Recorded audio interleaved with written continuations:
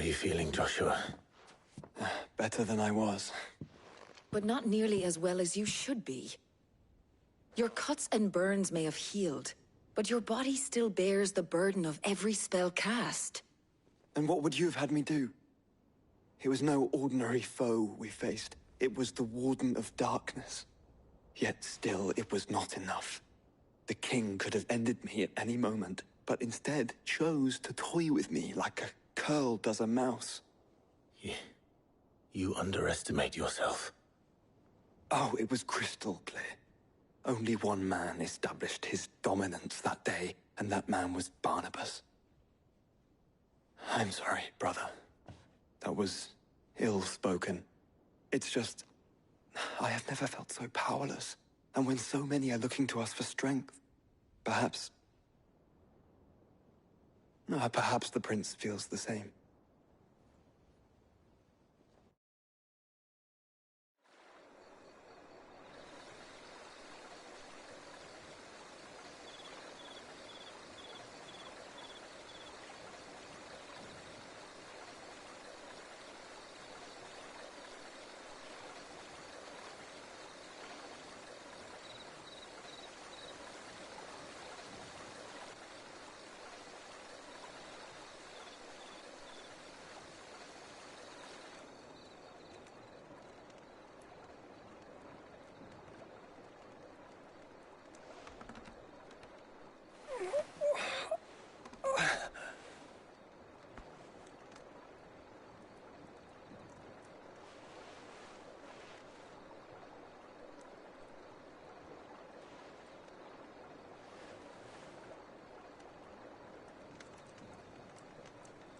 What is this place?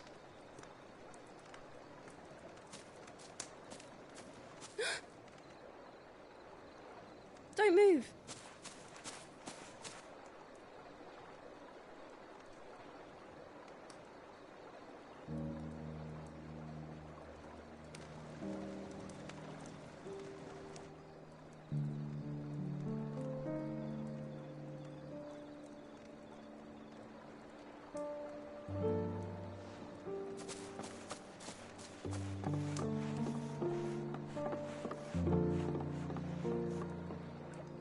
Here, it's fresh from the well.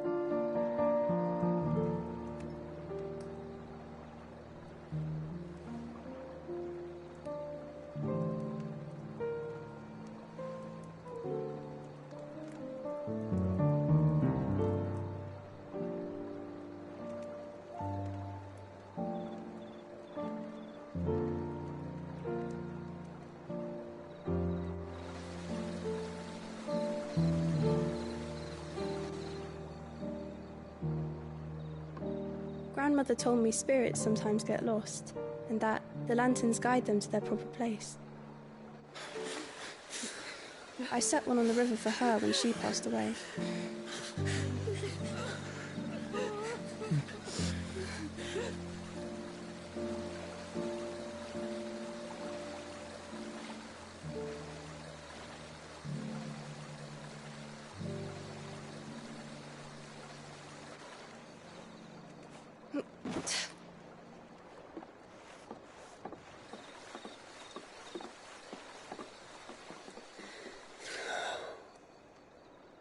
The fiend works from the shadows. Was it you who guided my hand then, Ultima? No, not you. This is my doing, my fault, my sin to bear. And for it, I must atone. Your hurts are healing nicely. It was my poultices that saw you well. You make them? And sell them, or try to. Earns me enough for bread, most days. Forgive me. I have nothing to... I know, but I couldn't just leave you lying there.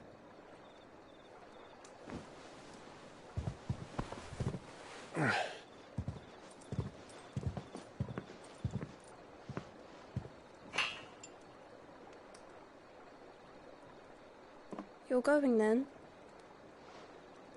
Of course. I'm healed. Thanks to you and your poultices. Will you promise to come back and visit?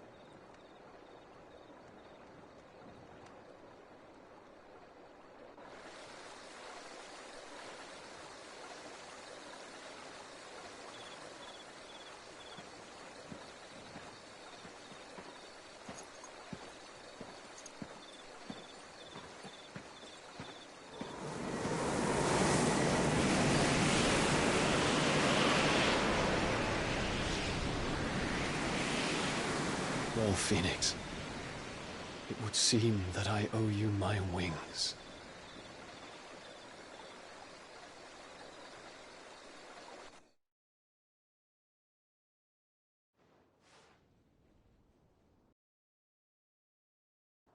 Perhaps he can find an answer. You will be returning to Waloed soon, I gather. I see no reason to wait. Then neither do I. I can think of a few, but I doubt they'll stop you. You will take your medicine. Of course, Lady Daya. Set on leaving already, are you? How long will it take us to get back to Ash? Dunno, about the same amount of time it took us to get here. Maybe less, if your uncle can find someone trustworthy to patch up the Enterprise. All depends on where we're putting into port, mind. Yes. It's not as if we can put ashore wherever we choose. We have to assume that the whole of Ash is hostile, and that we'll be attacked on sight. Then we must find a place they won't think to look. And I have an idea who might know of one. The Professor! I'll go and tell you come in. While you're plotting our course, I'll be in the shelves with your lawsman. I wish to pick his brains about Ultima. Then I'll talk to Karen about supplies for the journey. They may not be easy to come by in Ash.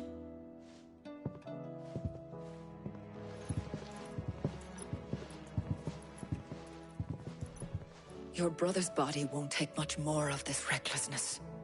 You know that, don't you? I do.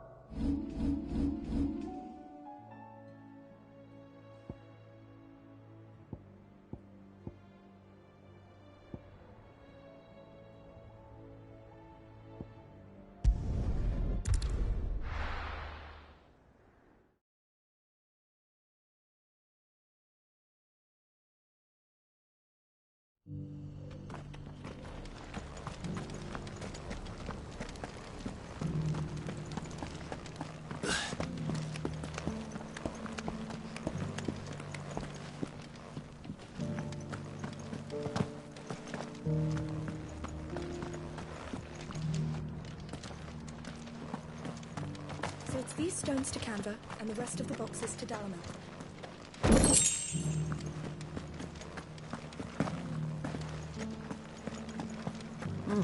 Not a scratch on them. Have you noticed the Elder has been coughing less of late?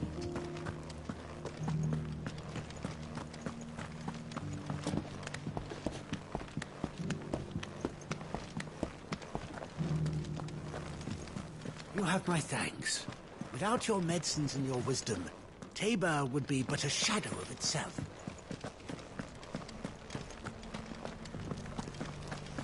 Here's the scraps you're after.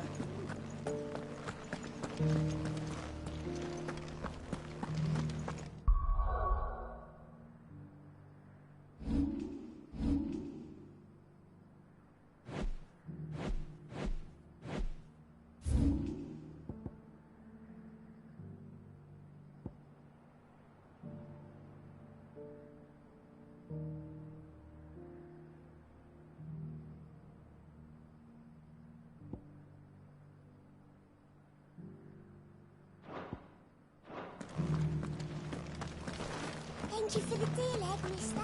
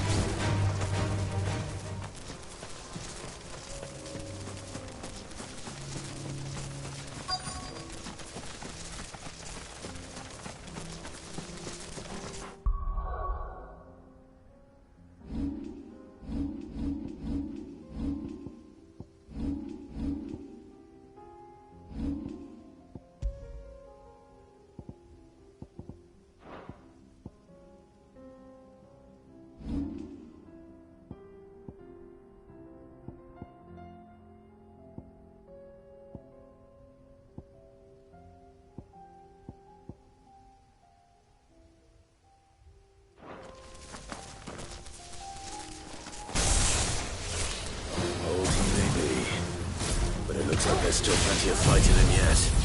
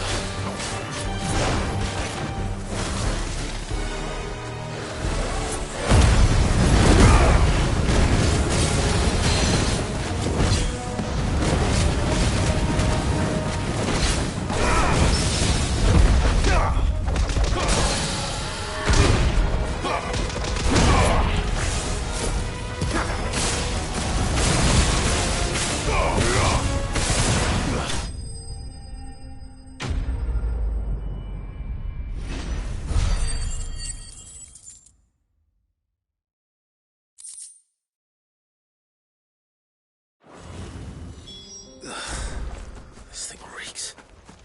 The sooner it's off my hands, the better.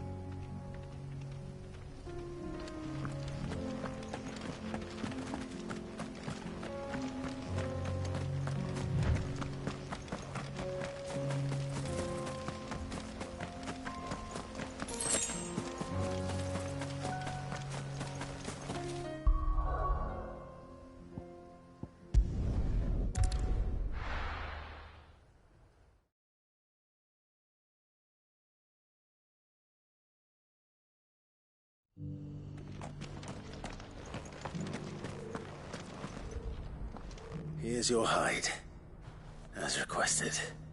I worried you might never return. Quickly, let me see it.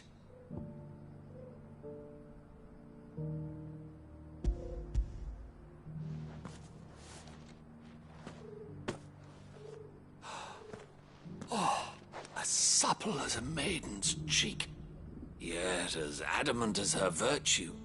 This is everything I had hoped for, and more. Clearly, my trust in you was not misplaced. You must be a hunter of considerable talent to have bested the beast with nary a scratch. Join me as my honored partner. With my means and your might, we shall be as wealthy as the merchant kings of Zemeckis. I don't plan on making a habit of this. I'm busy enough as it is. Very well. Though I believe fate had a hand in our meeting, it would be unbecoming of me to beg. Do not allow me to keep you from being about your business. Here, for the hide.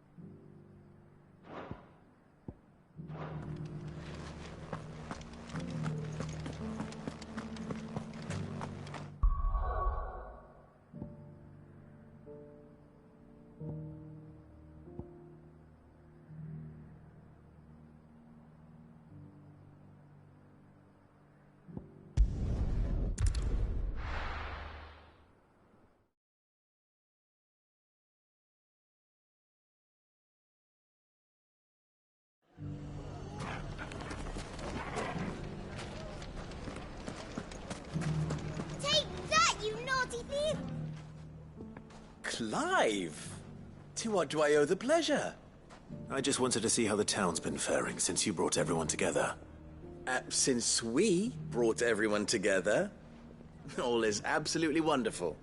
Conrad and Natalie's hands remain safely away from each other's throats, and firmly at the helm. Our stores are full, and the bandits still too disorganized to raid them. Just as the good Lady Jane and Lord Underhill intended. Are you a lord? Lubor's going to be one too. They're going to make him the Lord of Dalimil, because of how he stopped all the grown-ups from fighting. It's the mayor of Dalimil, dear child, and the vote hasn't taken place just yet. But if the people wish me to lead them, I shall. And my first act will be to build a school so that menaces like you two learn not to interrupt your elders. Speaking of menaces, there may be a rather worrying one just over the horizon. May there indeed. I'm afraid the example Conrad and Natalie set in putting aside their differences and presenting a united front might have caught the bandits' attention. And they might have elected to take a similar approach. They have formed what one could call a League of Outlaws, and they grow more organized by the day. We'll fight them all off just like last time, no matter how many of them there are. Won't we, Lubor? Of course we will. If we continue to work together, we can overcome any challenge we choose to face. The longer we avoid facing this one, the more difficult it will be, until the only way to overcome it might be to run for the hills. Our best hope is to nip these efforts at organization in the bud, by finding those ne'er-do-wells who have yet to join the cause, and ensuring that they never do. Perhaps a certain Lord Underhill might be willing to lend us his aid once more? How could I refuse? Thank you, my lord. Victor will fill you in on the particulars. I have him stationed by the desert gate, receiving and collating reports from my scouts. Such an amenable soul. He reminds me of you. I'll go and speak with him.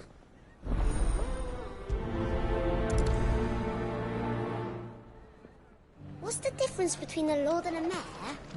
That's easy. A League of Outlaws. Sounds like we have some competition.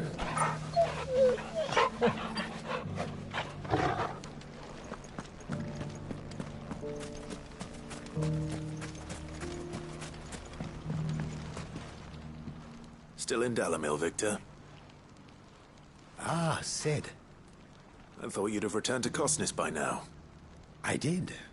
Then I came back. I've developed something of a fondness for the place.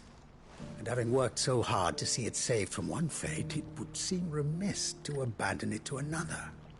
A sentiment Master Lubor certainly isn't shy about exploiting. Hence my doing his bidding yet again. You're not the only one. What does he want you to do? He asked for my aid in putting down the bandits. And he said that you might be able to help me find them. Then you've come at just the right time. I was on my way to speak with Conrad about how to organize our forces. There are more camps in the vicinity than we can safely strike at once. But we must strike together, and we must strike soon at as many camps as we can. We can't give this league of theirs time to rally its forces. All right. Which camp shall I take? There's one upriver. Just out there, across the dunes. Leave it with me.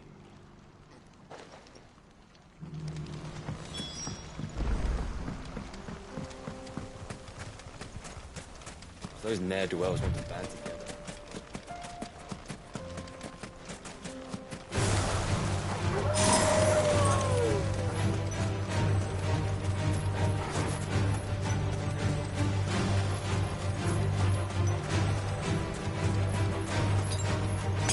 That's better.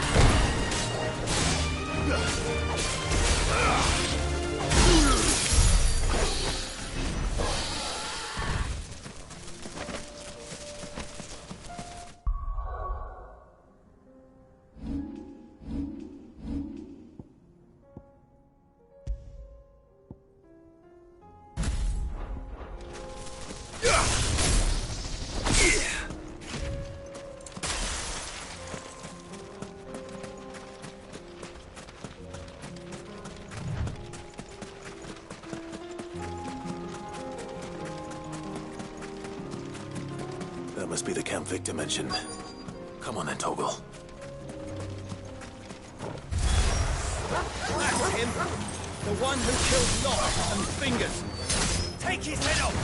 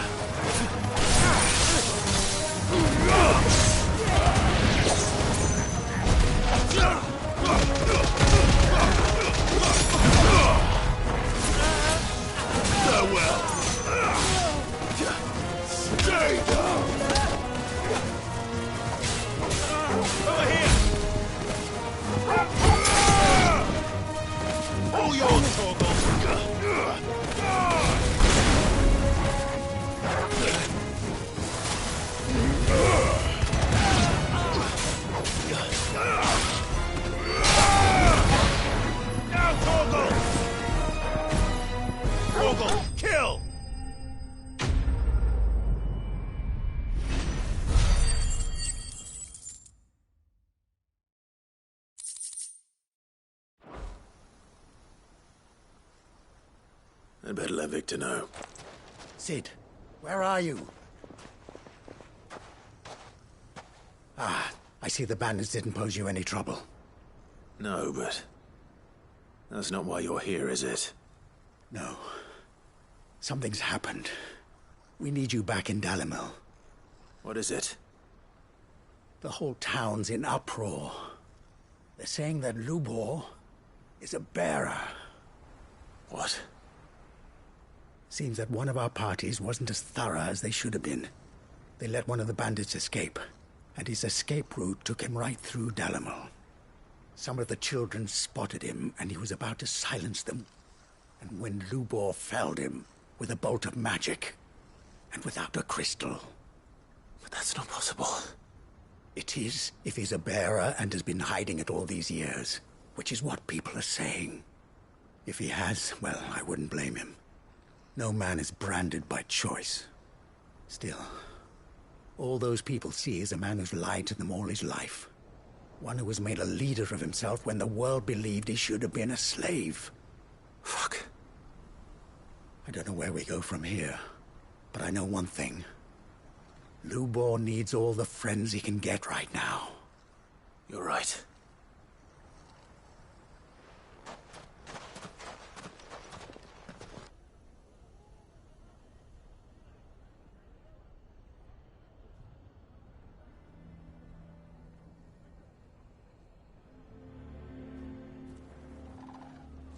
And now everyone knows. I made it a habit to keep a crystal close at hand for just such an occasion. And when that occasion arose, I forgot to reach for it. Well, it was bound to come out sooner or later. We're sorry, Lubor. We tried to keep running. But we just couldn't anymore. There's nothing to be sorry for. I rather enjoyed playing the hero for once. All that matters to me is that you two are safe. Look at him talking to his betters like it's nothing. All lies, I'll wager. Just like the ones he fed us all these years. Once people make up their minds, it's hard to change them. We need to do something, and quickly. Convince the people not to let their prejudices blind them. Convince them that nothing has changed. That their enemy lies outside these walls, not within them. You're right. We should speak to everyone. I'm glad you agree. I'll handle the townsfolk. I'm a Dalmec born and bred. They listen to me. You head to the tavern. Make Conrad and Natalie remember who Lubor really is. They know that Lubor and I are friends. I might not make for the most impartial of interlocutors. Lord Underhill of Randalar's League of Merchants, however, is a trusted and impartial mediator of note. I'll do what I can.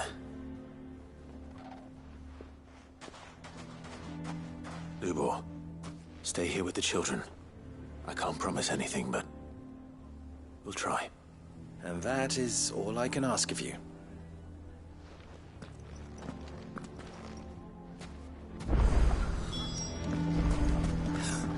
Why are you taking the bearers? Why do they always have to make such a fuss? He knew all along that he was...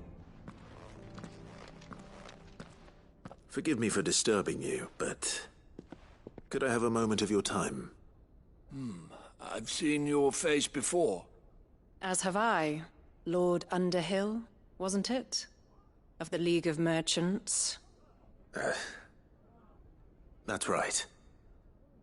I wanted to speak to you about Lubor. The rumors that he's a bearer. All true, I'm afraid. He'll never be mayor now. Not if I have anything to do with it. But what of his wares? Bearer or no, his steel is highly valued throughout the Republic. In this, at least, he's done the town a service. Might that not earn him a little leniency? Leniency? He pretended to be one of us when he was laughing behind our backs all the while. I'm sorry, my lord, but he lied to us. He lied to you. He cannot be trusted. So what do you propose? Will you drive him from his home? Close his forge? Perhaps. That is a question for the people of Dalimil. And they will thank you not to get involved.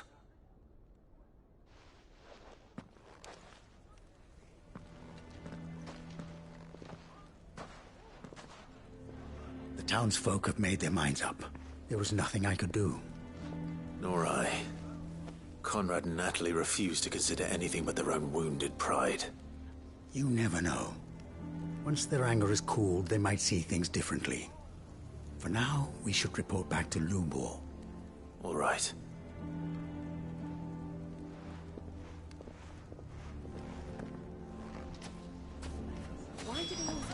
Why the hell would Victor take the bearer's side? For a share in it. I assume the situation is hopeless? There's still hope. But...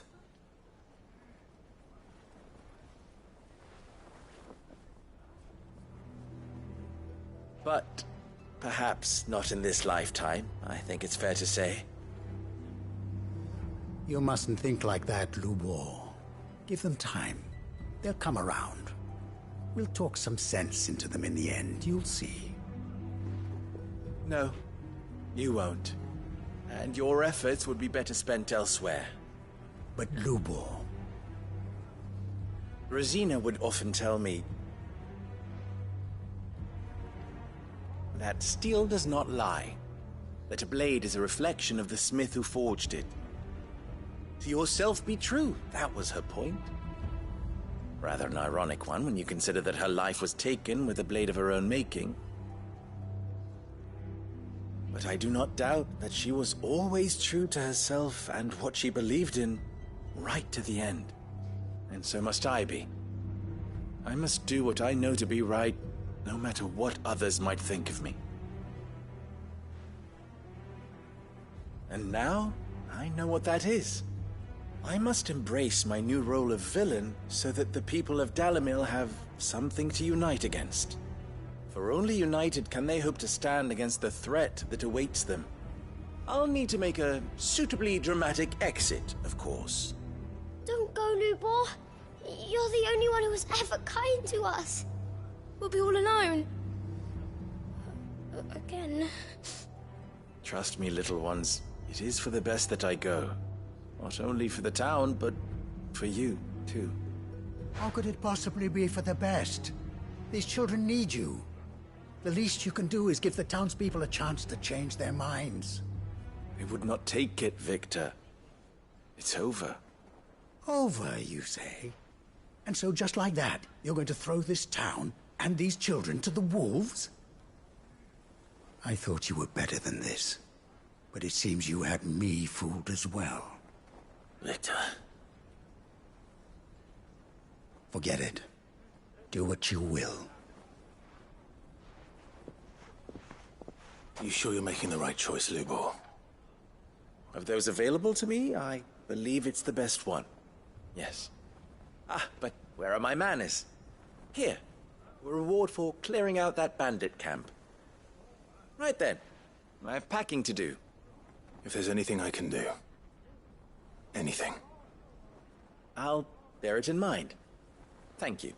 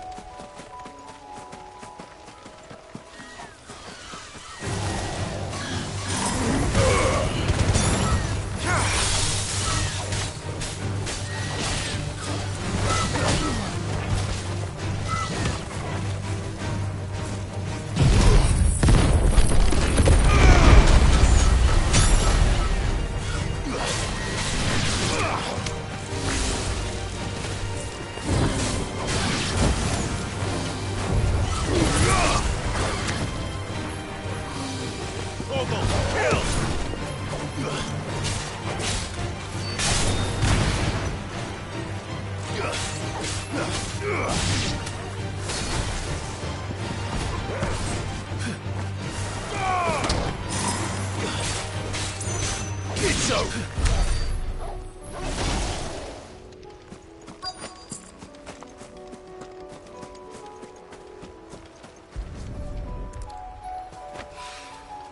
This is the only plant around here with blue flowers.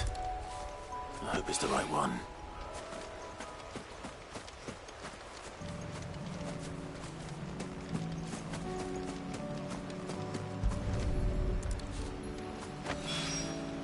Should be enough to keep the infirmary stocked for a while.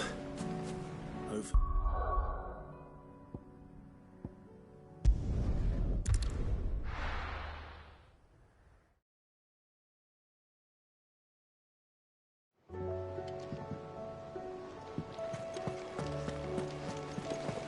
Covered in nicks and lumps, the lot of them.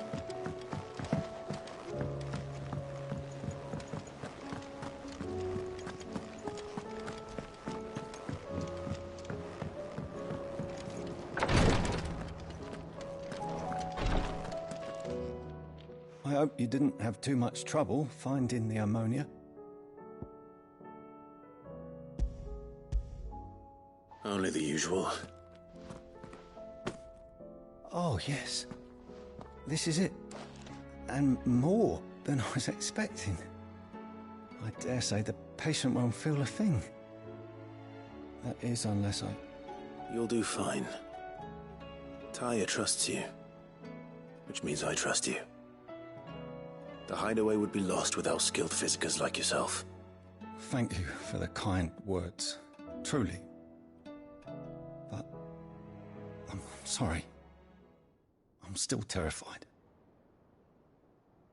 The brand is more than just ink on flesh. It's a death sentence. Milk of the wyvern tail lurking just below the surface of the skin. One ill-conceived incision, a single slip, and the poison fouls the patient's blood. Failure means death, and even success means tremendous pain. Days of agony as the wound heals. I became a physiker to help people, not to kill them. I don't want to kill anyone. Cursebreakers lead hard lives. And the operation is only the beginning. They toil in the shadows, risking life and limb, knowing their efforts will win them neither glory nor acclaim. And yet we never won for volunteers. Why do you think that is? Conviction? They're willing to die? They're willing to fight. To give their lives to create a world where people like us can be more than mere possessions. I know your work isn't easy. But neither is going under the knife. Be a shoulder for your patients to lean on. Stay strong for them. You sound like Tyre. Do you know what she once told me? It's natural for a patient to feel like they're suffering in solitude. And it's a physiker's duty to see that they don't. Thank you for helping me remember that. I won't falter. Not again.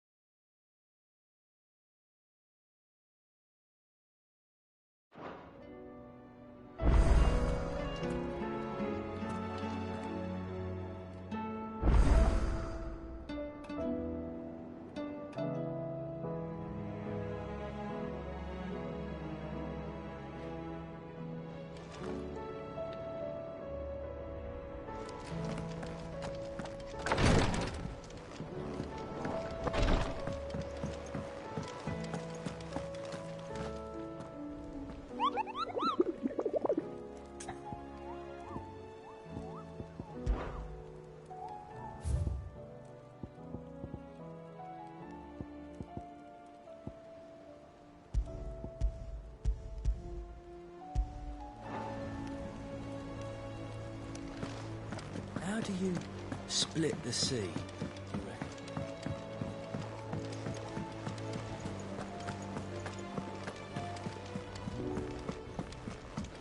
Come back.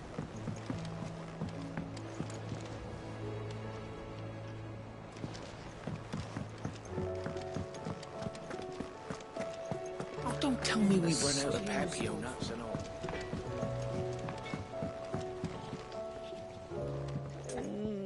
What am I gonna do? Is everything all right, Goots? You seem more discomposed than usual. Oh, I don't know what that means, but I'm in a bit of a muddle. Oh, I think Nan might be in trouble, and she's... It's all right. You can tell me.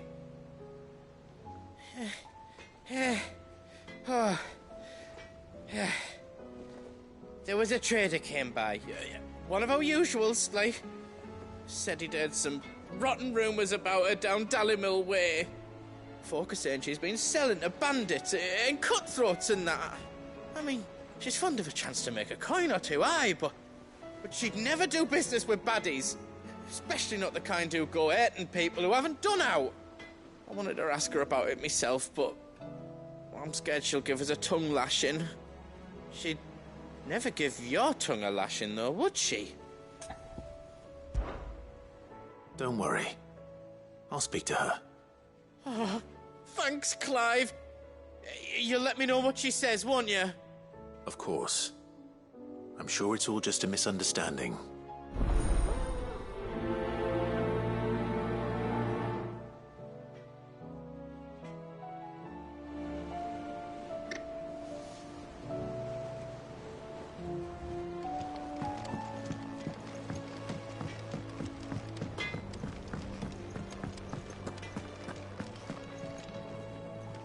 Lady Karen, how's business? Not nearly as foul as the weather. You're doing good trade, then? Both in and out of the hideaway? Can't complain. Wait. What exactly are you getting at? Not once in 5 long years do you pay my affairs half a care. But here you are today, raking me over the coals like a bloody popoto. Just asking. Out of interest. All right. I'm here because I was told that certain rumors have been circulating. About you selling weapons to brigands. Oh, are you? And who was it who knows me so well as to tell tales of my evil exploits? I didn't exactly hear firsthand. All I know is that someone in Dalimil has been spreading word to that effect. And what? You believe it? You think I'm profiting off the blood of innocents, do you? Look, I've done things I'm not proud of. Might be there were a time when I turned a blind eye to the wretchedness of the world so I could line my pocket. But that woman is no more. And you'd know that if you'd ever paid the slightest bit of notice. You're right, Lady Karen. I apologize. It was wrong of me to doubt you. No, it was. Now, I reckon you've got better things to do than pointing your do-gooding finger at a poor old woman. Of course. Good day.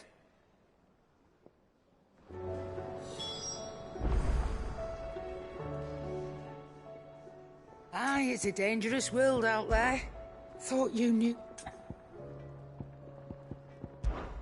Coin purse weighing you down?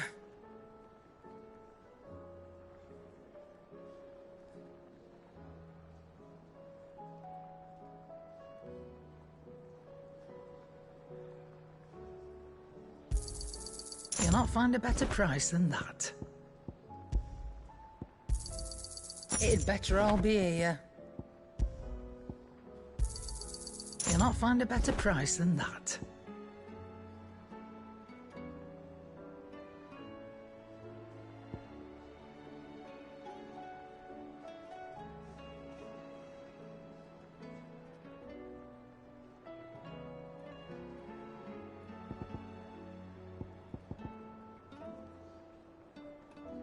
Is that all?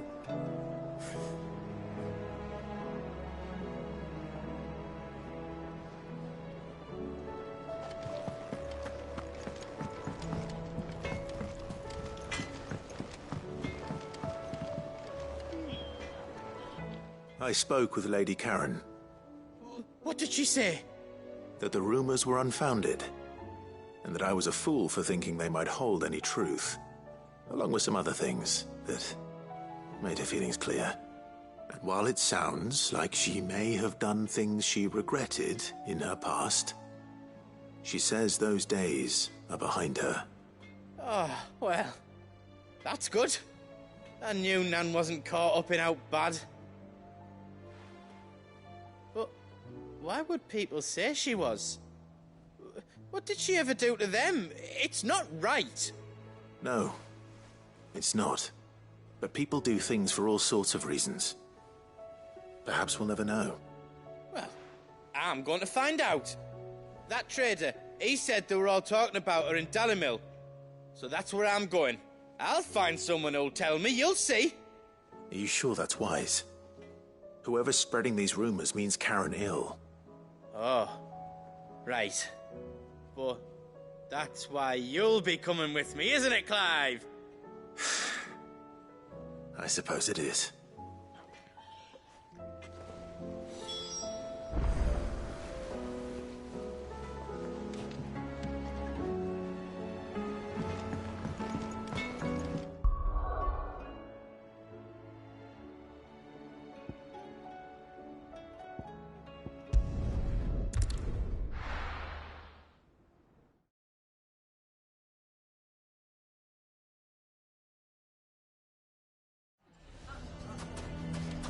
Why the hell would Victor take the bearer's side?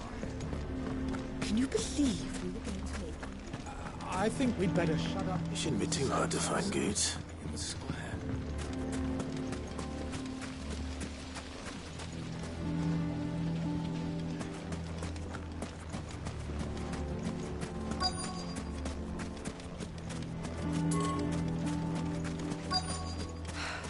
That should be everything. Gilbert, take this crystal. Could be I know something more. Clive, listen! I found someone who says he's heard the rumours about Nan. Have you? Go on. Tell him what you told me. All right. It's like I said. A wizened old crone by the name of Karen's been selling steel to whoever will pay her price, be they knight or knave. Says the more swords and spears she puts in people's hands, the more war they'll wage. And the more war being waged, the more call for swords and spears. And who will they all turn to keep them in steel? Why, the good Reaper herself. And you've seen this Reaper at work? Aye, it just so happens I have. You'll find her right here plying her trade most days. Here in Dalimil? Where exactly? She has a stall here in the market, but if you're not the patient type, you can probably find her at her storehouse on the edge of town. But it'd be a bolder man than me that braved that particular nest of vipers. Feeling bold, traveler? I hope so, for your sake. Now, if that's all, I have places to be. Sorry to have kept you.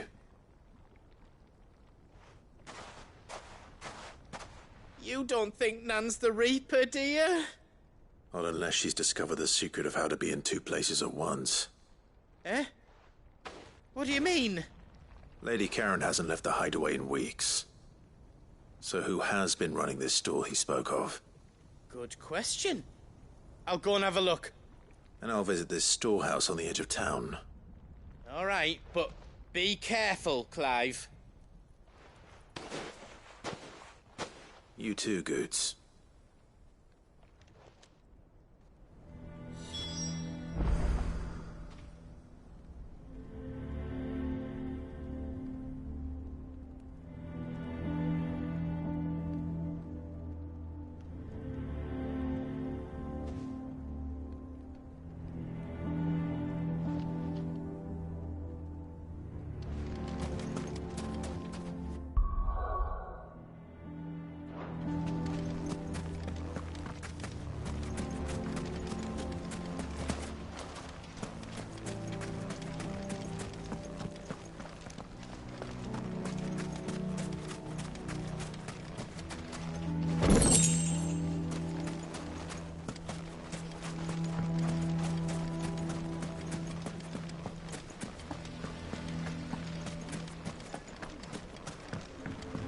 Sounds like something's happening in the square. Can you believe we were getting... The bastard's been lying to us for us. None of the stalls were plundered this time, thanks, Peter.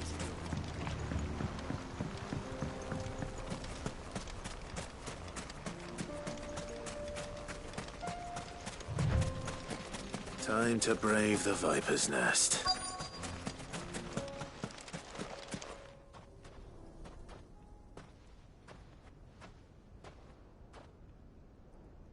Just you, is it? Thought I might have laid it on a bit thick. It was a fairly unconvincing tale. So, what now? That's up to you. Die a slow death, or a quick one. Boys, he's all yours. But that sword is mine.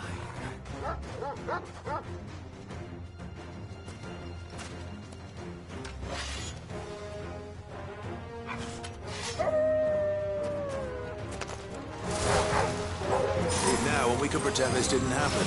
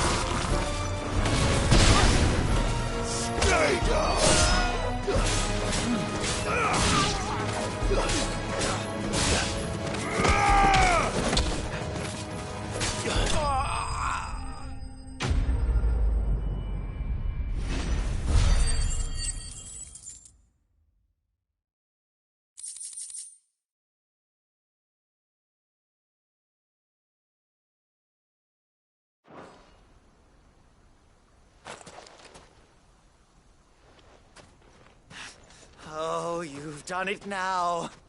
Go on. Tell me what I've done. When the Borgwyn finds out you've killed his men, he'll have your head. He only wanted that bull of a manservant, the dim one always clinging to Karen's skirts. You weren't even supposed to be here. Who the hell are you, anyway? What were you going to do to him? The Borgwyn wanted him to get to Karen. I was only supposed to point the lamp in the right direction once he arrived in Dalamil. But then you turned up. Well, go on then. If you're going to end me, end me. You're not worth the effort. Now be gone, before I change my mind. Fucking coward! I need to find Goods. Right now.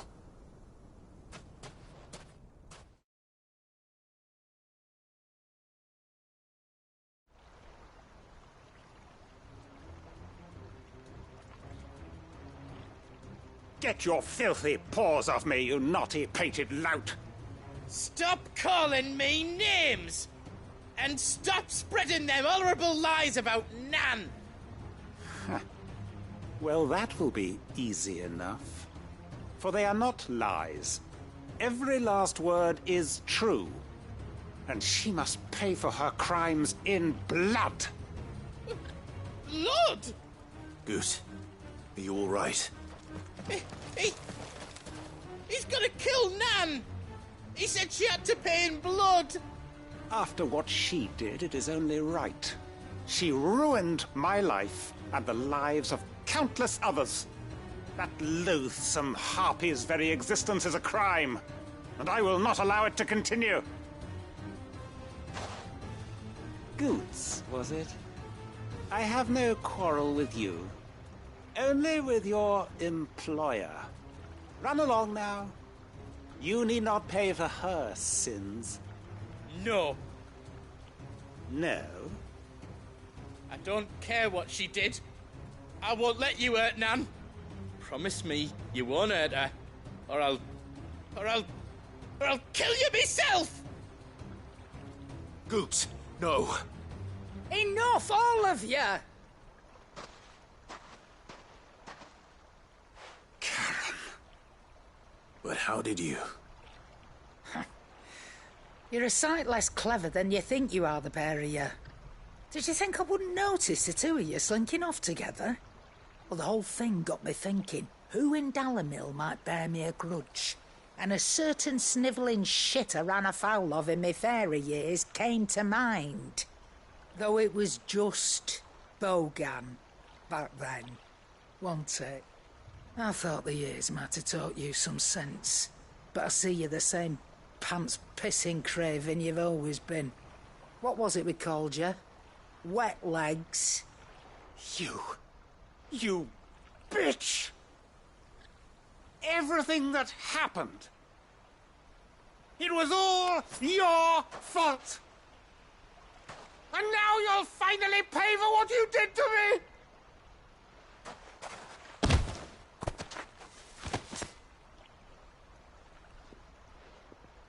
Goots, you... If you want a piece of Nan, you'll have to go through me. Fuck! You great galoot. Out of the way, I can handle this myself. So, wet legs, you remember what you told me when we last met? An eye for an eye. Wise words, wise words. And now, it's time to collect.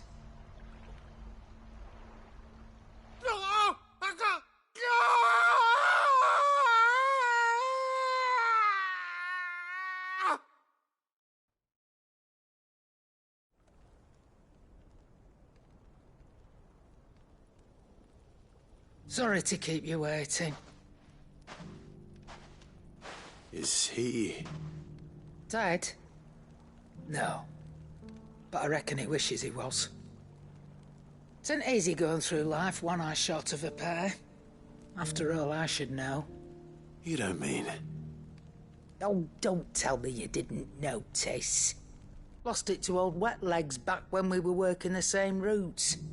Said I'd stolen from his strongbox. I'd done nothing of the sort, mind. But that didn't stop him taking his little revenge. So I took some of my own. Sorry, lost everything. His coin, his clients. Always knew he'd be back one day to claim his due. But he crossed a line dragging poor Goots into this. He didn't hurt you, did he? No, Nan. Still got all my arms, see? Legs too. But what if he comes back again? What if he does? First we take the other eye, then we work our way down. He'll learn his lesson soon enough. But something tells me the Wet Legs has learned it already. Right. Let's get you back to the hideaway. You've attracted quite enough attention already. Ta-ra, Clive. Remind me never to cross you, Karen.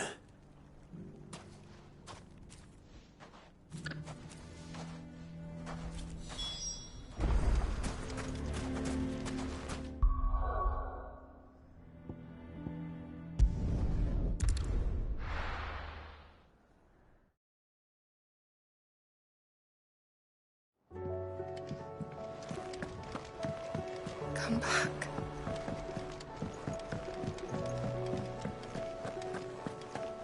Oh, don't tell me.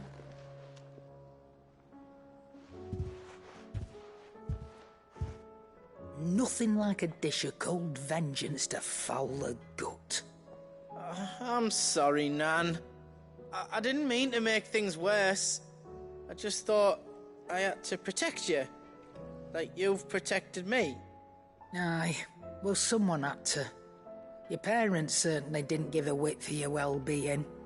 Reckon the both of us would be worse off if I'd not taken you on. You've always been me right eye, Goots. And I'd have you stay that way. So don't you dare go looking for trouble again. Well, I will.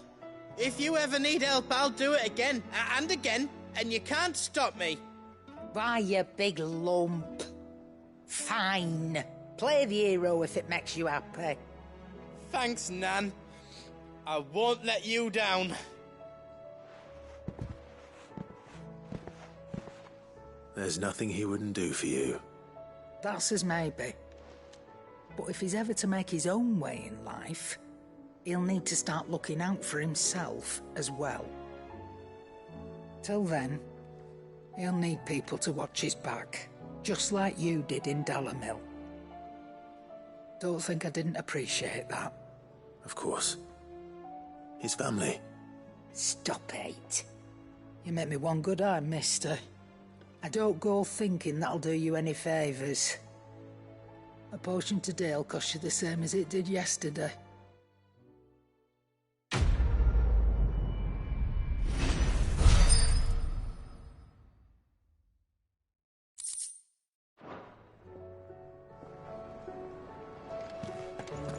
The stew's awfully full.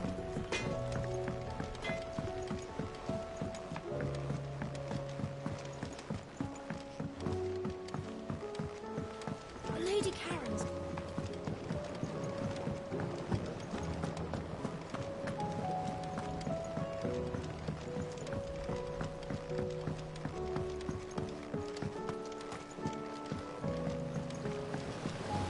Won't be long now, Martel. See, I was hoping to speak to you. Is everything all right? Oh, yeah, it's just, well, as you know, we've been trying to grow fruit down here. It's good to know that something of the old hideaway still lives on. Martel's pride and joy. It was a sapling when she rescued it from the rubble, but look at it now. All our hard work's finally paying off.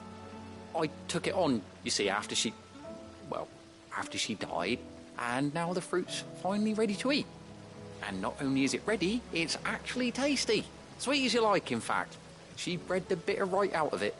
Impressive. And welcome news to more than a few, I'd say. I thought this first harvest could go to the curse breakers, on account of all they do for the hideaway. You couldn't take them some, could you? Seems better them coming from you. It'll be nice being the bearer of good news for a change. Oh, thank you. She always had a soft spot for that lot, see? And once they've had their share, I'll see to it that everyone else gets some. Here you go. Martel apples, they're called, in honour of her memory. You hear that, Martel? Today's finally the day.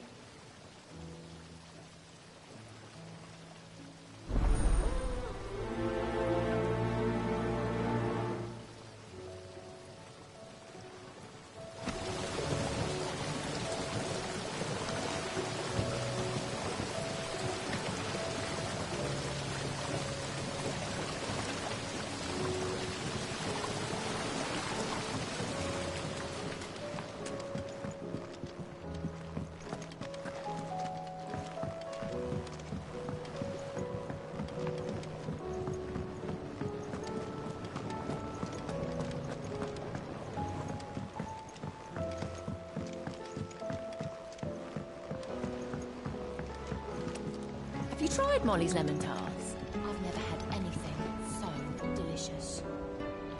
I should be so lucky.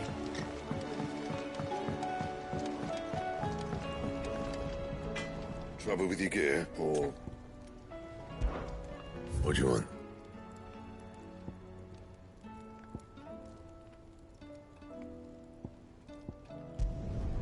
Not bad, if I do say so myself.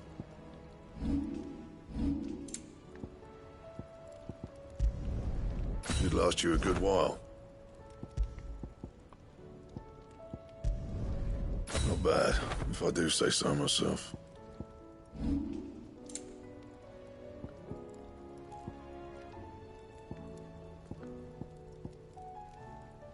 And how am I meant to do that then?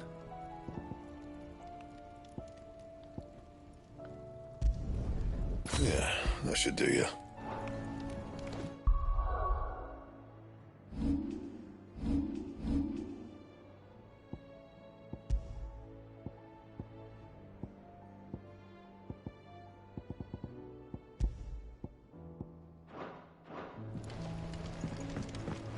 The stew's awfully thin these days.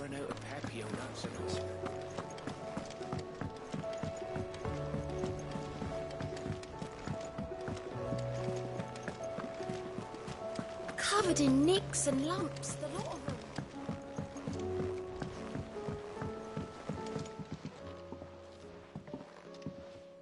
You two look like you could use something to eat. Here. Courtesy of Martel.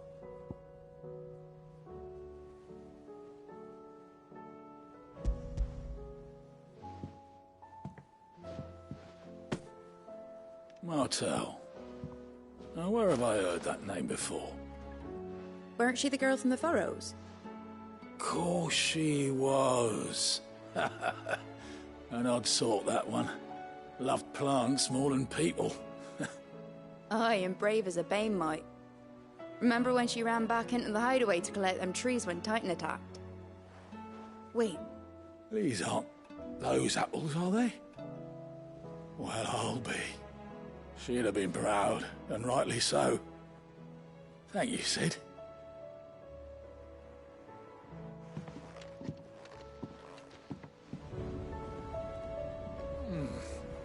Them old apples were enough to curdle your guts. A gift from the backyard. For your service.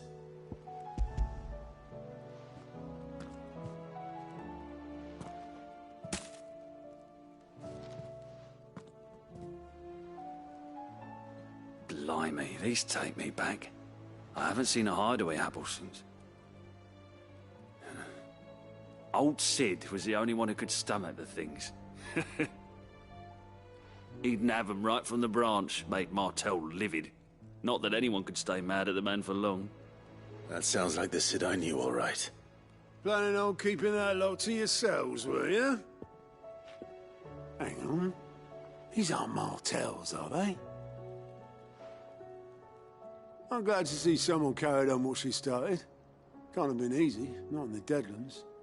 Reckon she'd be happy knowing all her hard work didn't go to waste. Clive, tell the lad down in the backyard to run some over for me, will you? Not so much as a thank you. Well, I've got some manners at least. Thanks, Sid. You can leave the basket with me. I'll see that the others get their share. Oh, and give our compliments to the gardener, won't you? That was the last of the apples. I should head to the backyard and pass along everyone's regards. Them old apples were enough to curdle.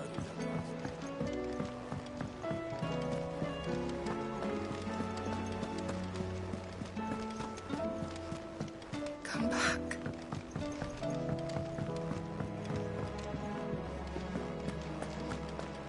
Oh, don't tell me we've run out of papio nuts and all.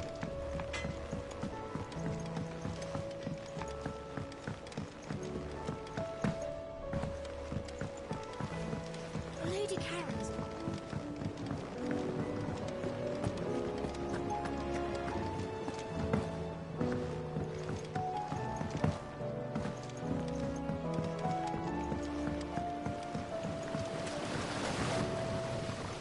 The Cursebreakers send their thanks. And their compliments. They were clearly very fond of Martel. They remembered her. After all these years.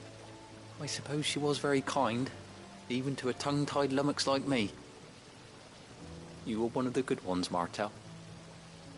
Why did you have to die? She put everything into her work. She wasn't going to rest until we had fruit sweet enough to enjoy. And now we do. When she died, I named a sapling after her. And now it's a full-grown tree. Martell lives on through the fruit it bears. And through you. Her dream would have died with her, had you not kept it alive. That's something to be proud of. I didn't do anything really, but thank you. You're kinder to me than I deserve. By the way, Otto's expecting some of your crop. And I wouldn't mind some of it either, if that's not too much to ask. Of course not. I'll see that you're both well provided for. They like your fruit, Martell. Isn't that wonderful? I'd say it's about time we planted you some siblings, don't you think?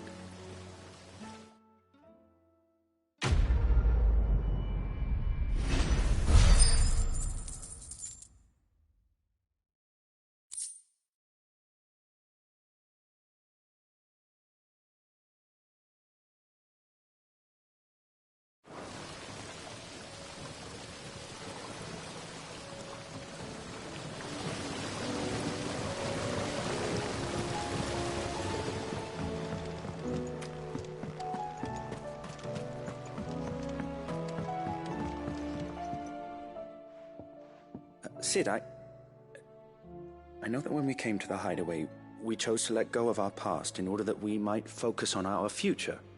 We did? Nonetheless, I was wondering if... Well, I know you are from Rosaria, and I'm in need of someone with intimate knowledge of those lands. Apparently, the duchy is home to all manner of curative herbs found nowhere else in the realm. Among them is a flower called a morganbeard that increases the potency of lesser medicines. I can't say that I've had much practice healing. My youth was spent in the Bailey. A shame. You see, the hideaway relies heavily upon medicines procured from afar. And when those shipments are late, well, it's our sick who suffer. If we could find this flower and learn to grow it here, we might save many lives. However, as you are well aware, Imperial occupation has rendered the roads unsafe for those like me, untrained in the military arts. Now, I'm not asking the busiest man in the hideaway to drop everything and make the journey for me, but if you happen to be in the duchy on other business... Tell me of these morganbeards, then. But of course. If my old tomes are to be believed, the flowers are bright yellow and as large as goblins' eyes. Oh, and they grow in the marshes of Sorrowise. If I am to propagate them here in the backyard, I will require several samples, preferably of blooms which have already gone to seed. And before I forget, I do seem to recall learning in the course of my research that their odor has the tendency to attract unsavory creatures. Nothing you cannot handle, though, I'm sure.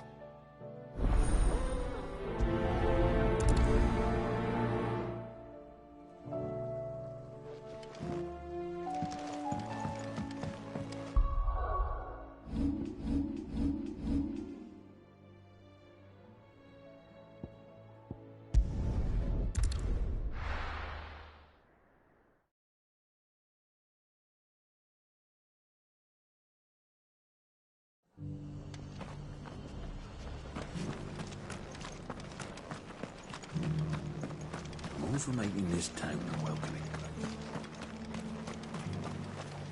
Anything catch your eye? That all, is it? Just 'cause...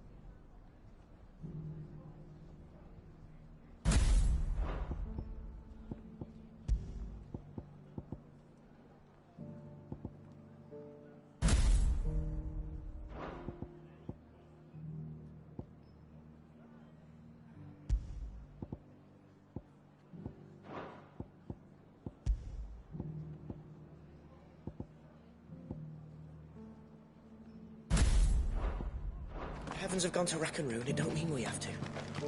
I've got greens of all shapes and sizes.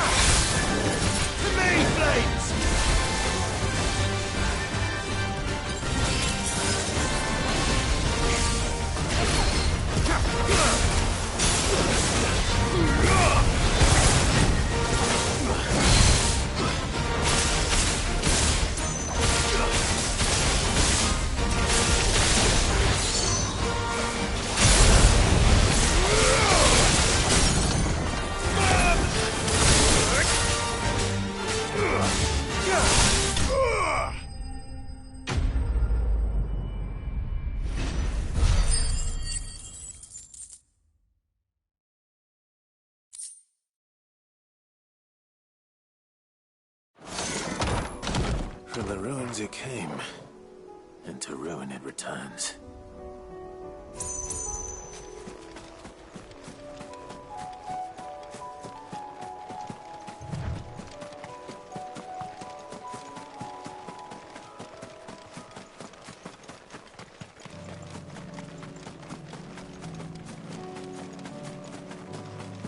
The marshes near the Abbey are certainly damp. Let's see if they're damp enough for holding beers.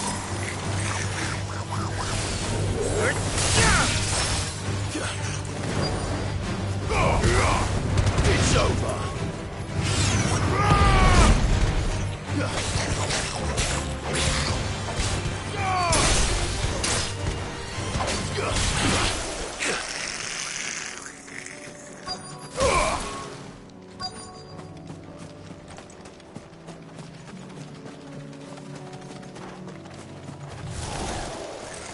Size of a goblin's eye. Like this goblin. Certainly wasn't part of our hobby extracting enough flowers,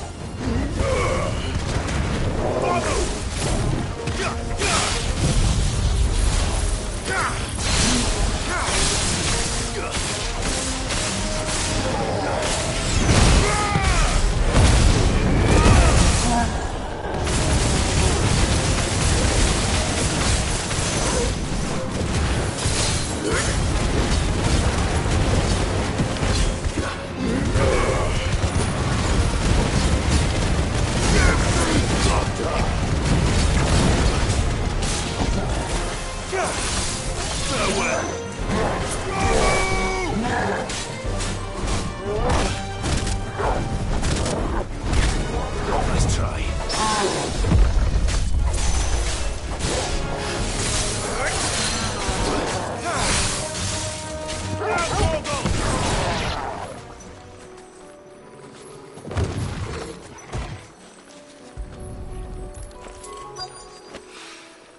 Bright yellow.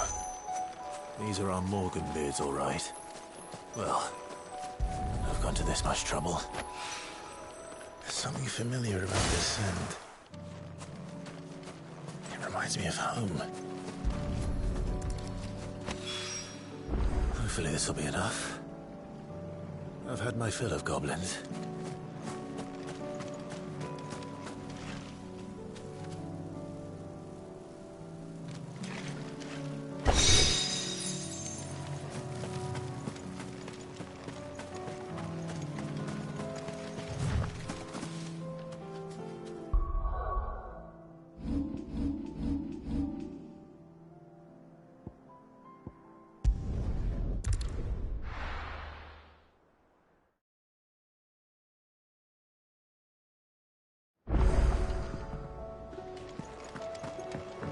Come back.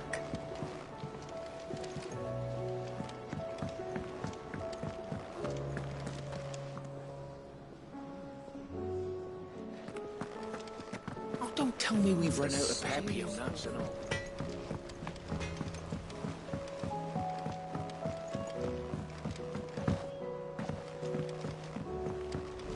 Lady Karen's.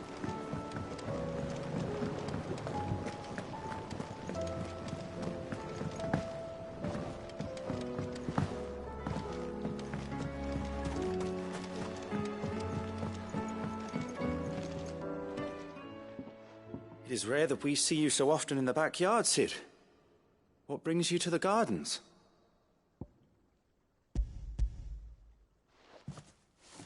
I found your flowers. Yes, wonderful. These are almost identical to the plates in my tome. Did you have any trouble locating them? Finding them was the easy part, but it's odd. They remind me of my childhood somehow. I don't remember these flowers specifically, but we must have grown them in the castle garden. If the petals are meant to improve the effectiveness of medicines, it's possible that the court physicers grew them for the tinctures and treatments they made my brother. If the ducal healers were convinced of their properties, that is all the more reason to begin growing our own supply here. Oh, allow me to use some of the flowers you brought me to make something that might aid you on your travels. I need only a moment to extract the essence from the petals.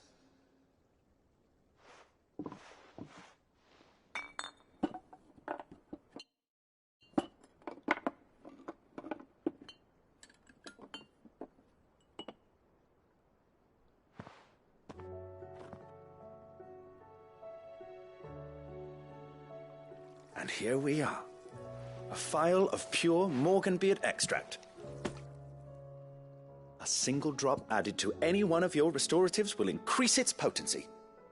At least I hope it will.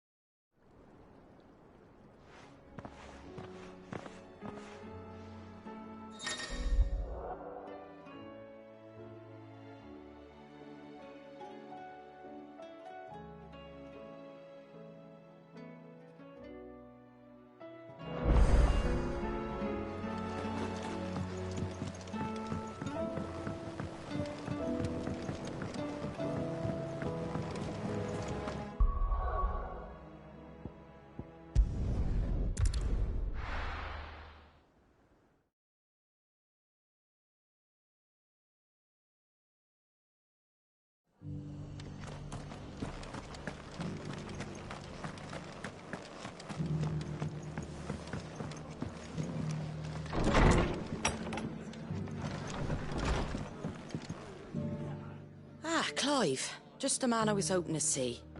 Oh? And why is that?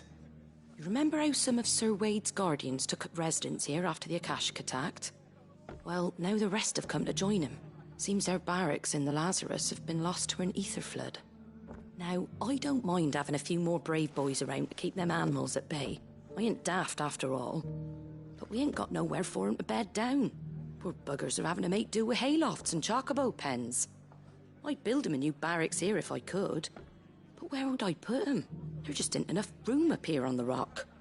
Which leaves us in a bit of a pickle. The people we're counting on to keep us safe are living like beggars. I see. And it isn't just that lot. There's bears to think about too. There's been more and more of them turning up lately, coming from all over looking for safe haven. But there's only so many we can shelter with the room we've got. We can't keep cramming more and more people into less and less space. What we need is a new home for our new arrivals. And that's what I was hoping you might help me with. If it ain't too much of a burden, of course. It's no burden. Thank you, Clive. So, where were you thinking of making this new home? Well, I reckon we could do a lot worse than Eastpool. Eastpool. It's been a long time since I thought about that place. It was a tragedy, what happened. And if any of us could have done anything to stop it, we would have. But what's done is done. And those who lived there wouldn't have wanted the village they loved to be left in ruins. I suppose you're right. The blight might be pressing in, but I reckon it's got a good few years left in it yet. There's just one problem. A band of cutthroats have made it their den, and they don't seem like they'll be moving on in a hurry. Nasty bastards they are too. I've lost some good men to their raids. Would have sent someone to clear 'em out sooner if my boys didn't already have their hands full fending off the Akashic. But now we've got a few more guardians of the flame to call on. I reckon it's time we made our move. What do you say? Fancy leading a raiding party? I do. Eastpool was once home to people I loved.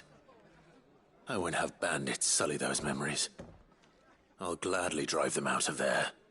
And I know the men will gladly follow you. I've already shared a few thoughts with Sir Wade about how we might be able to win the place back.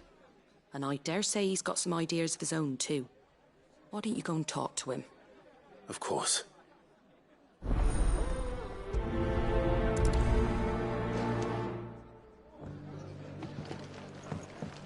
All right, Sir Wade. Let's hear your plan.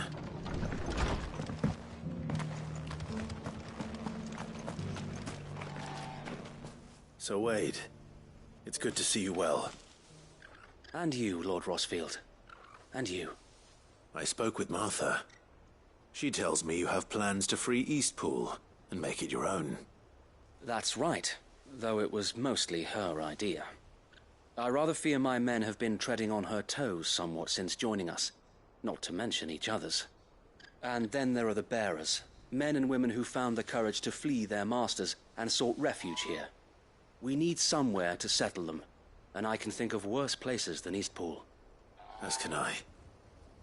Which is why I agreed to help you win it back. That's very kind of you. I'd be most grateful if you would. With you beside us, we shall soon send that rabble of rogues running for the hills. So, what can you tell me? That thankfully there aren't too many of them. Fewer than a dozen at our last count. And rather less, thankfully, the road that leads there will more than likely still be crawling with Akashic. A small force would suffice to clear the village, but if the Akashic were to follow them in, that force could end up trapped between a rock and a very hard place indeed. I'll head into Eastpool and deal with the bandits. You and the Guardians can stay outside the village and fend off any Akashic who come too close. Make sure I'm not taken unawares. I can't ask you to bear all that risk yourself, my lord. The Akashic are the bigger risk. I can handle a few bandits. Well, if you're sure, I shall summon my men at once. Shall I wait for you here? No need, my lord. You go on ahead. We'll be with you before long. All right. I'll meet you at Eastpool then. We shall see you there. And may victory await our coming.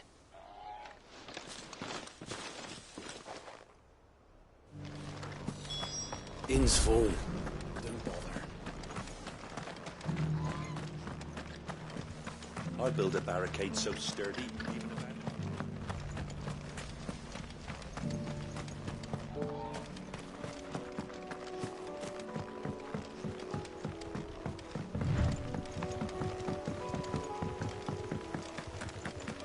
Can hardly make it well, Plymouth.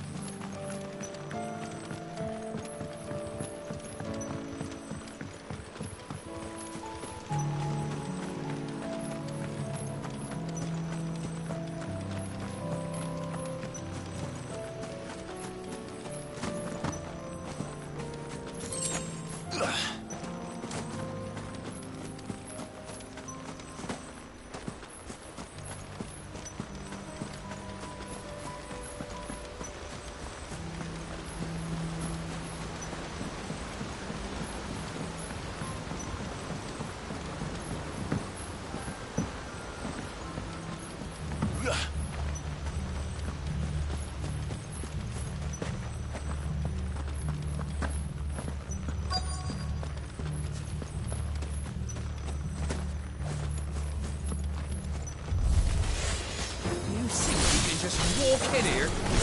You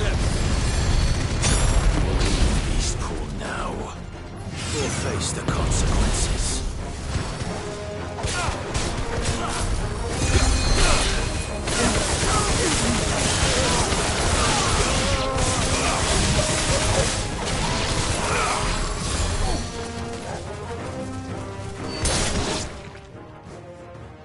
That's the end of that, then. Or maybe not. What's that thing doing here? Doesn't matter. It goes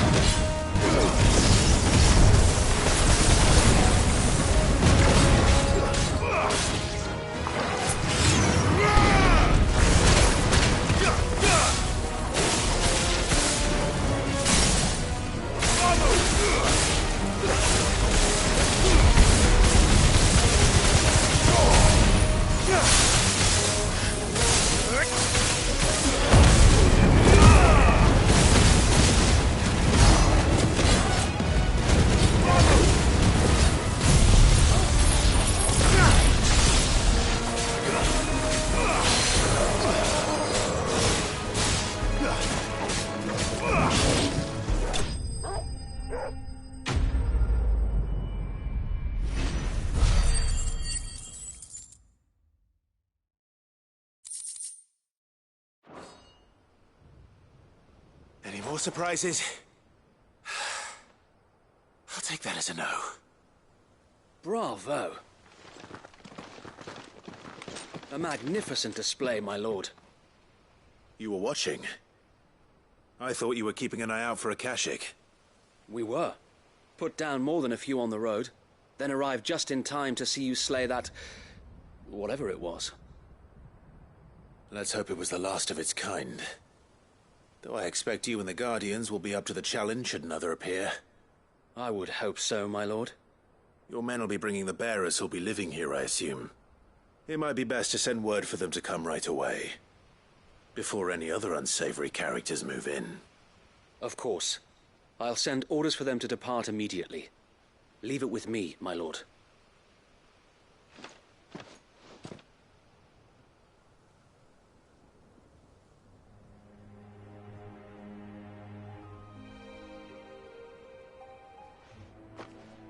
Home. Without masters. No. We're the masters now. Our lives are our own at last. That's all of them. And not a single Akashek in sight. Now to begin the important work of rebuilding the place. It won't be easy. Especially not after 5 years of beasts and blackguards having their wicked way with the place. The masonry might still be sturdy enough, but half the beams are rotted. Those that weren't lost in the fire or burned by the bandits, that is. It'll take a bit of elbow grease, but we'll see Eastpool rise again. Just you wait. So wait. Lady Hannah is buried here. If you don't mind, I'd like Oscar to join the rebuilding efforts. He should be a part of this. Of course. I couldn't agree more. I'll let Martha know that everyone arrived safely. If you need anything more, you have only to send a Stolas. And we will, my lord. Safe travels. Eastpool is in safe hands. Time to go and tell Martha the good news.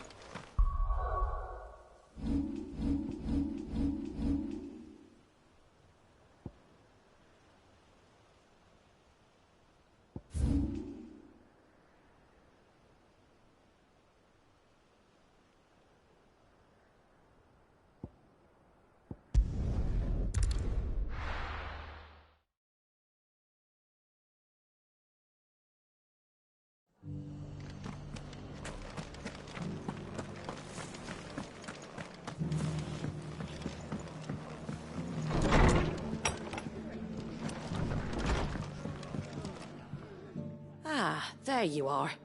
All went well then. Sir Wade told me you got rid of the bandits while his lot kept an eye out. Nicely done. And what's all this about some shape-shifting nightmare showing up? On second thoughts, don't tell me. It'll only give me nightmares of me own. What matters is you did it. And now we can build our new village. I suppose it will be. What will you call it? What else? Eastpool. Sir Wade said it best. There's plenty bad happened to that place, but that don't undo the good that happened there. No need to throw the baby out with the bathwater. Did Wade say that? Well, something along those lines. Anyway, the poor souls might have made it to Eastpool, but their work ain't done yet. So the way I see it, neither is mine. If it's food or lumber or strong backs they need, the rest is ready to provide it. Thank you, Martha. No, thank you. You didn't have to help us. I wanted to.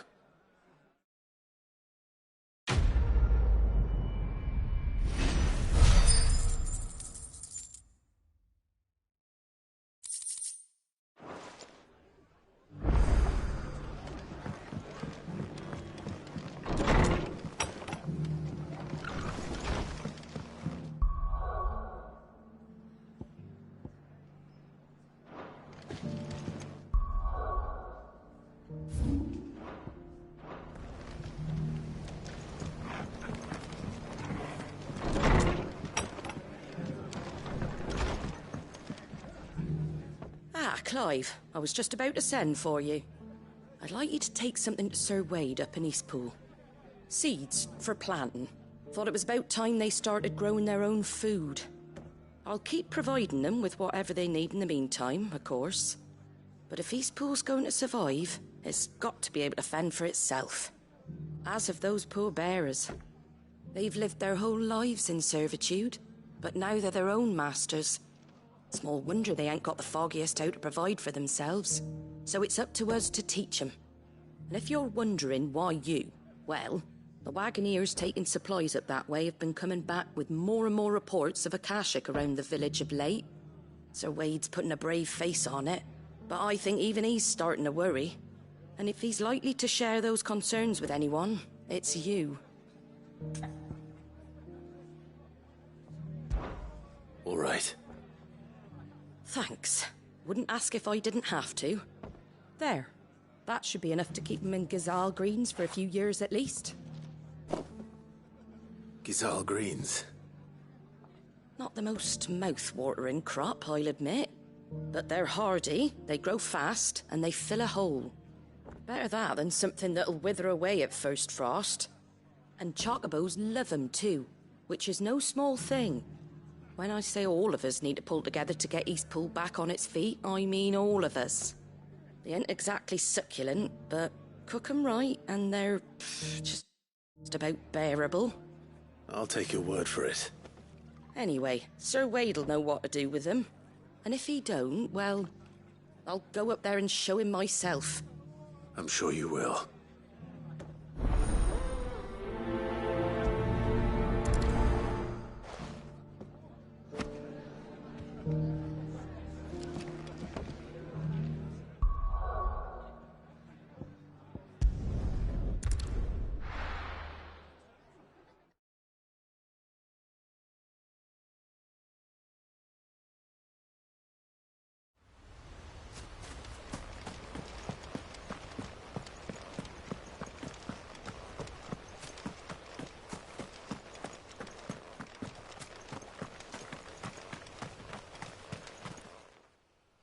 Ah, Lord Rossfield.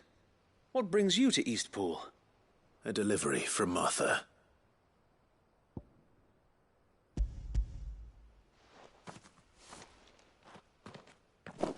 These are Gazal green seeds. Martha's keen to cut the apron strings, then, is she? I jest, of course. You see, I had thought we might be able to revive the old wheat fields, but they'd long since gone to seed. Only without the seeds. Martha was hoping he might be able to show the bearers how to plant and tend these, so that they'll be able to fend for themselves. That's not a bad idea. These bearers had only recently escaped their bonds before we brought them here. They know little of freedom, of providing for themselves and their loved ones. Unless we teach them how to live like free men, I fear that all we have achieved in bringing them here is to exchange one master for another. Not that myself and the Guardians have been the best example to them so far, subsisting almost entirely on Martha's charity as we do. It's about time we all started to provide for ourselves, bearers and Guardians alike. Unfortunately, we've been a little too busy of late to focus on much besides bolstering our defenses. There have been alarming reports of... The Horde is closing in. They're coming, Sir Wade, all of them. Damn it all, I thought we'd have more time. Gather the men in the square. Send to the rest for reinforcements. Yes, Sir Wade. The Horde. Akashic, a veritable legion of them. They've been seen prowling around the northern reaches for a while now. We don't have the numbers to hold back a swarm that size. I had hoped to build a perimeter wall so that myself and the Guardians might be able to defend the village, but... Now you're out of time. Precisely. If reinforcements from the rest arrive before they do, we may just scrape through, but I fear that's rather an enormous if. What if you could call on reinforcements from Eastpool? You mean the bearers? We brought them here so they might live, not die, fighting for their lives. So wait.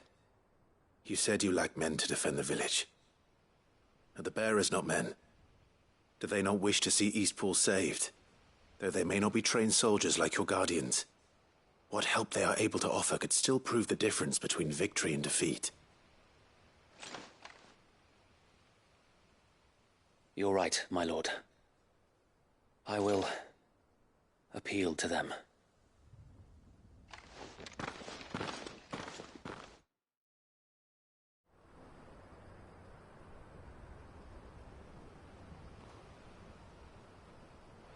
My friends, I humbly beg your aid. We Guardians are few and our enemies many. But I swear we can defeat them with you at our side.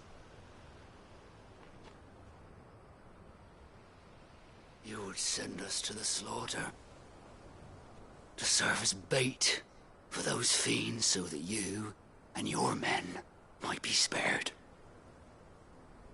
And to think we trusted you. Say what you will, a home is not worth dying for. But it is worth fighting for.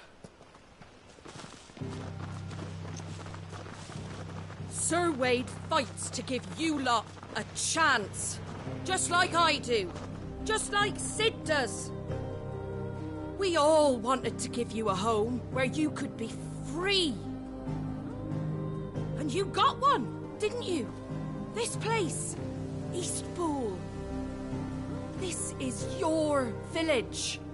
Your home. And if you don't fight to protect what's yours, you'll lose it. You know I'm right. This world wants to take everything from you. Everything.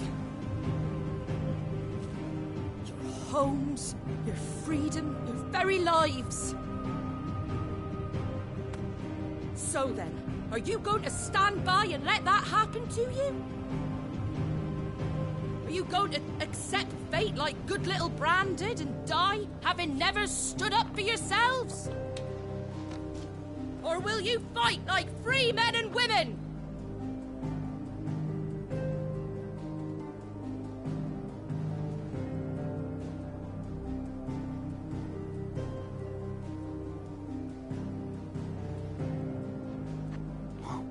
What are you doing? All right.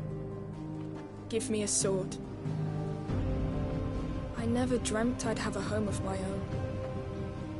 And now that I have, I don't want to lose it. I will protect what's mine, or die trying. We all will. Free men and women, fighting together.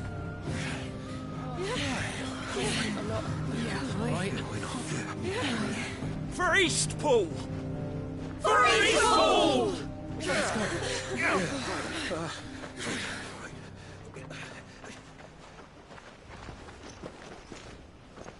Thank you, Martha. Don't mention it. Just promise me one thing. That you'll show them how freeborn fight. Gladly.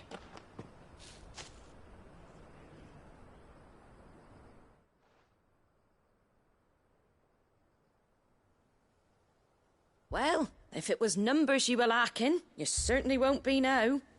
Thanks to you. Me? Oh, I just love the sound of my own voice. Lord Rossfield, my lady, we're ready. So what's the plan of action? We'll divide our forces into several small detachments, each made up of guardians, bearers, and guards from the rest. These will position themselves at strategic points around the village. Upon engaging with the Akashic, each detachment will keep the creatures occupied as best they can, steadily retreating all the while.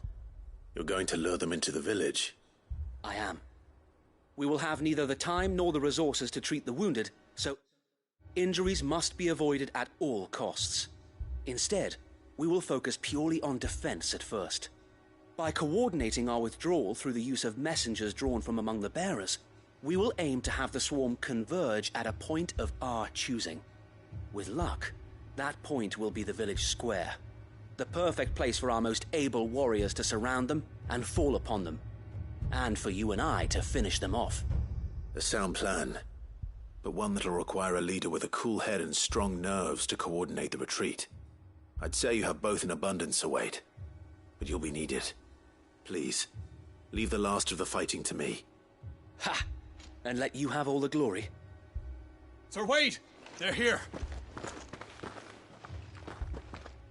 Then you know what you must do. We work together, everyone playing their part, each shielding the other that no man might fall, that Eastpool might live on. For Rosaria! For Rosaria! We've no time to argue, my lord. I'll do as you ask. And I will do as you ask. Suppose we'd better do our bit too, then, eh? Right you are, Martha.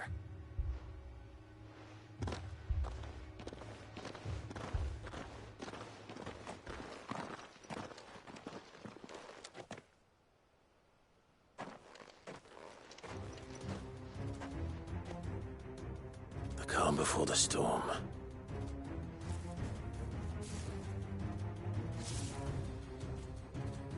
And here it comes. Not let this village fall.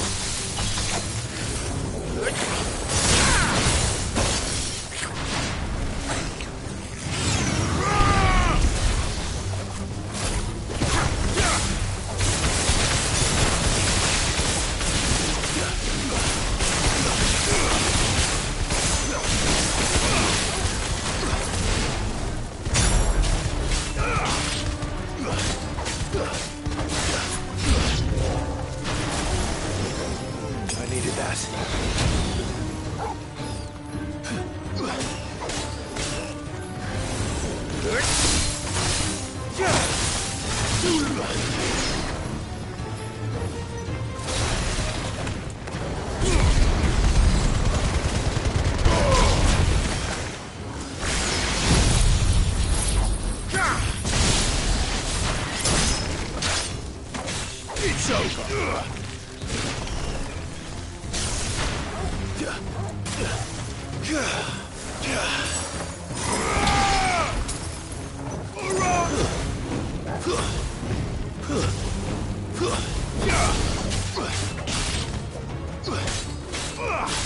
Stay down!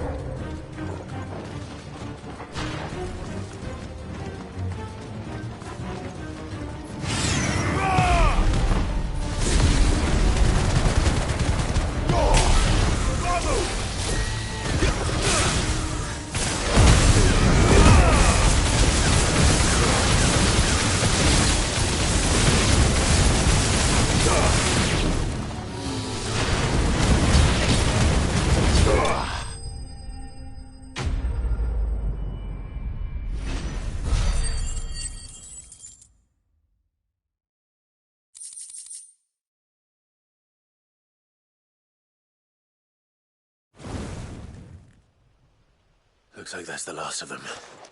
Lord Rossfield! Change of plan! What is it? Owl from the rest. An Akashic curl's been sighted on Rhiannon's ride and is headed in their direction. Well, the better half of her guard is here. So wait, how many Akashic remain in Eastpool? Hard to say. My men are still facing some resistance, but I think the worst is behind us. I could order a detachment or two to fall back and... No. Let them finish the job. You stay here too, Sir Wade. Your men need you. I'll go after the Curl. Join me only when Eastpool is won. If you're sure, my lord. May the Founder protect you.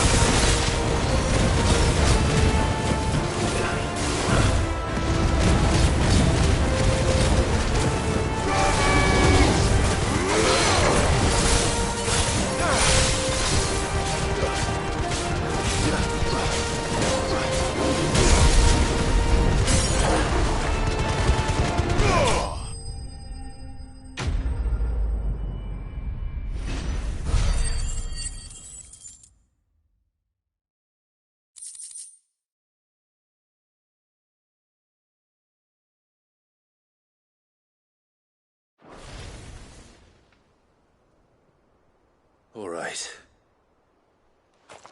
Back to Eastpool.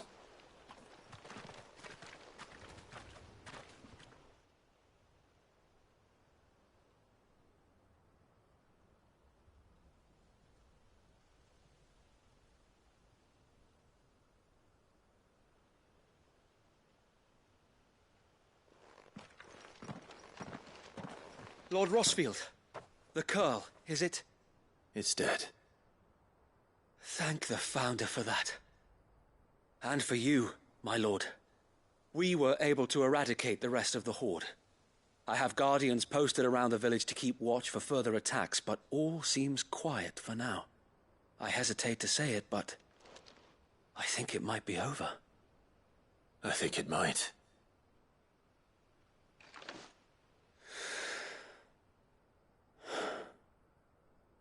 We did it. We saved Eastpool. Thank you, my friends. Thank you. No, Sir Wade. It's us who should be thanking you. You brought us together. Showed us what it means to fight for what you hold dear. We never had nothing to call our own before. We didn't know what it meant to protect it, but now we do. We really do. Forgive us, Sir Wade. You and your people saved us, and still we doubted you. But there's no doubt in my mind anymore. We're free men now, so we have to start acting like it. We have to fight to protect what's ours, to protect Eastpool. And we shall. We all shall. Together. This is our home. And if anyone or anything tries to take it away, they'll have us to answer to. Come on then. Let's get to work. This village isn't going to rebuild itself.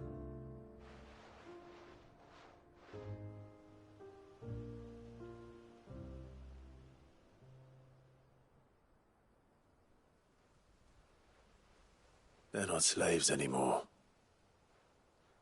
No. They're Rosarians. Your father took pity on the bearer's plight, and I believe if he was still with us today, this is what he would have wanted. I believe you might be right. I shall remain here, my lord, and do what I can to help rebuild the village. After all, this is my home now too, and I could hardly call myself an Eastpoolian if I didn't pull my weight. I think you'll find it's Eastpudlian, Sir Wade. But you should be proud all the same. I'll have to pull my weight too. Can't have the rest getting outclassed. Speaking of which, I ought to be getting back. Can we continue to count on your support, Martha? Of course, and I'll be counting on yours too. Us Rosarians have got to stick together, haven't we? Indeed we have. And Clive, come by the Golden Stables when you get the chance. I ain't paid you for delivering them seeds yet. All right. I will.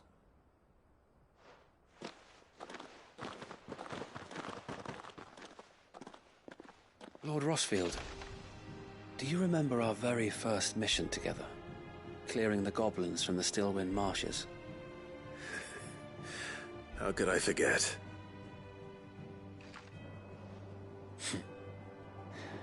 There's one sight that I shall never forget. You, facing off against that giant Morble. Not a trace of fear on your face. Since that day, there have been more than a few times when I felt like giving up. When the odds seemed so stacked in the enemy's favor, I thought I may as well just lay down my sword and surrender. But every time I would think back to the look in your eyes that day and remember what it means to be a shield. Know that whatever trials Eastpool may face, I shall never lose courage. Thanks to you. Sir Wade, you have always been a true shield. I know that Eastpool, and indeed all of Rosaria, will be safe in your hands. Thank you, my lord. I know the rest of the world will be safe in yours. I'll do my best.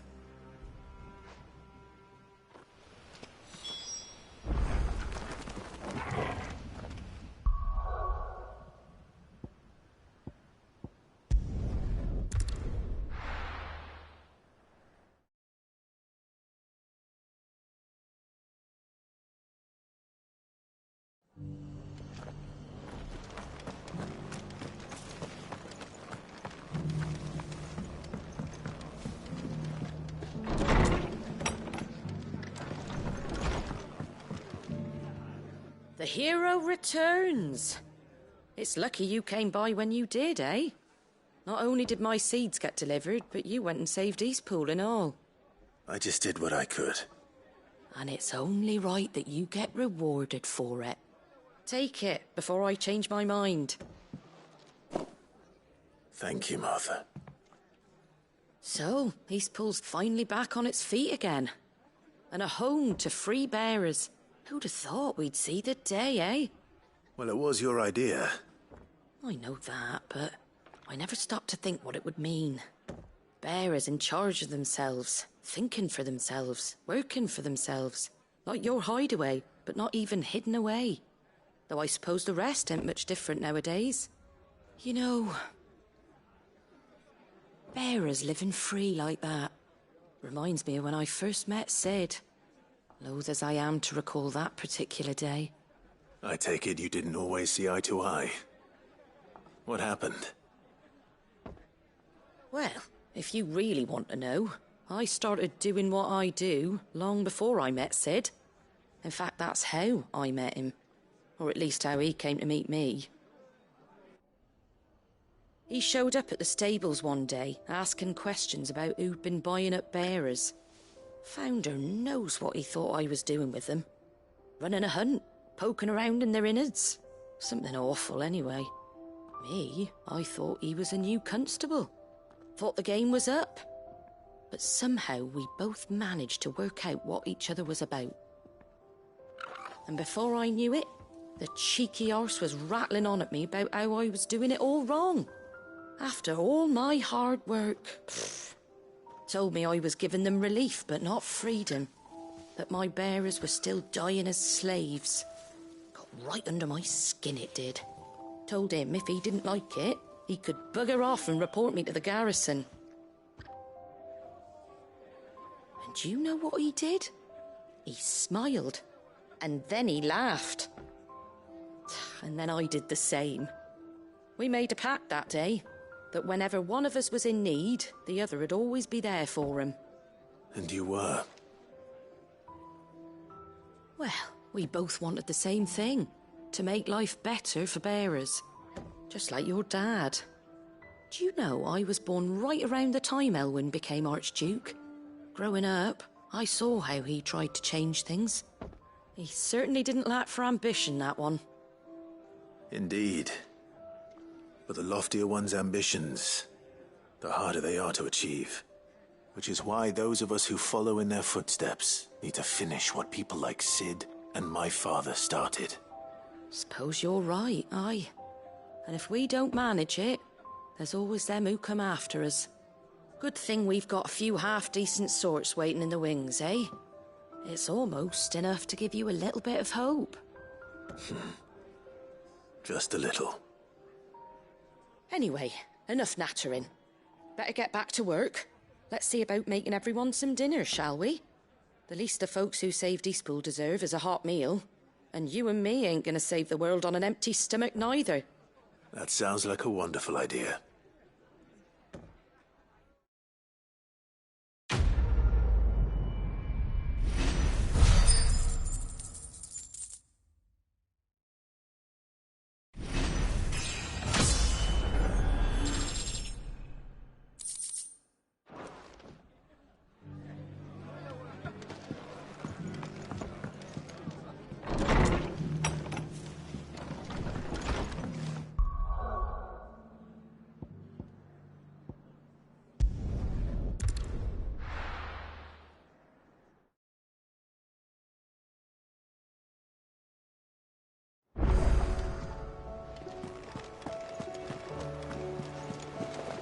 covered in nicks and lumps.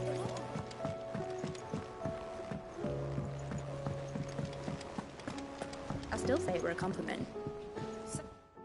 Ah, Clive. I was wondering when you'd arrive. Please tell me you've come to take our young prodigy here off my hands. I'm not here for Mid. I need information on Ash. Then why not ask Molly if you can look in one of her ovens? Go on. As soon as the Enterprise is ready, we'll be setting out for Drake's Spine. And we're going to need a safe place to land. Preferably one that won't see my ship blown to shit and splinters. If it were that easy, do you think Waloed would have resisted invasion for so long? Very little is known of Ash, and the information we do have is spotty and outdated. We have the good King Barnabas to thank for that. Waloed's borders have been closed to outsiders since the day he seized the throne. If there is anywhere safe to land, you won't find it on my map. Then tell us what we will find. I'm sure you know better than we do. But no splinters. All right, if it will get you out of my hair. But interrupt me, and it's over. Understood?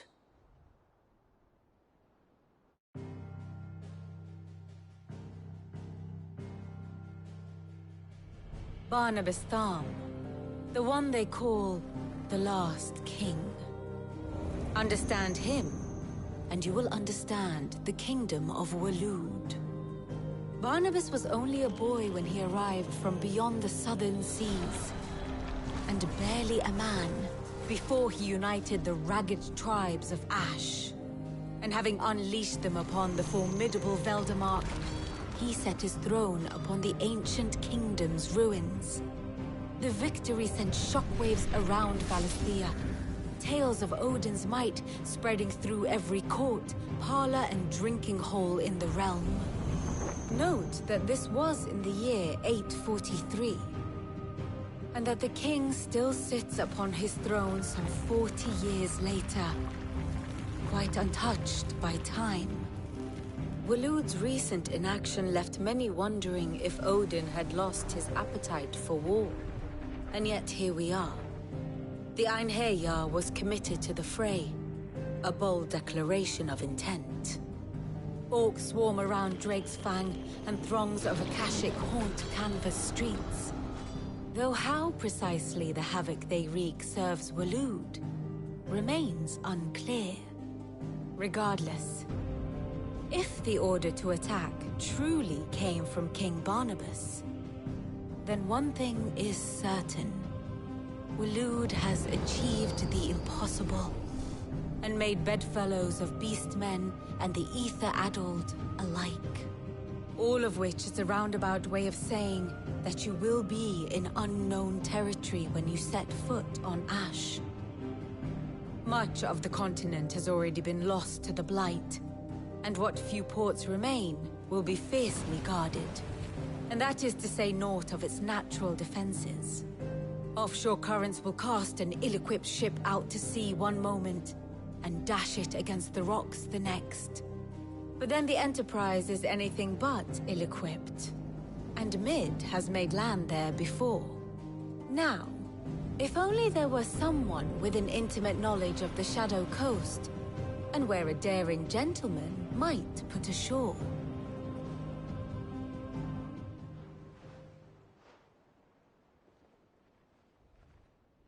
You see, Clive, you had the answer all along. Do you think you can get us back to that beach, Mid? Picked you up from it, didn't I? Not that it were easy. The currents were a right bastard. But then, if it wasn't hard, it wouldn't be worth doing, would it? Well said. Thank you, Lady Vivian.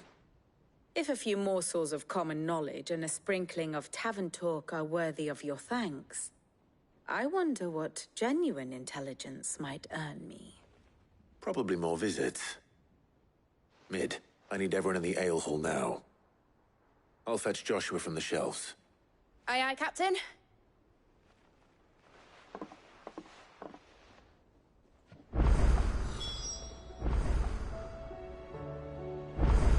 Back again? What is it that you wish to learn?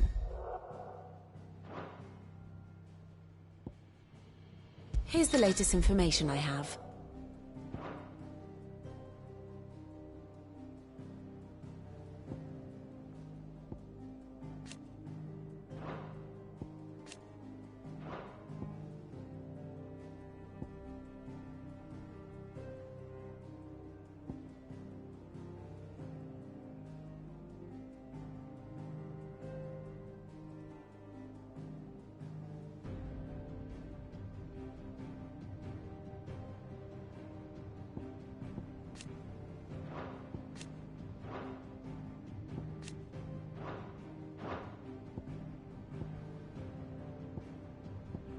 Of course.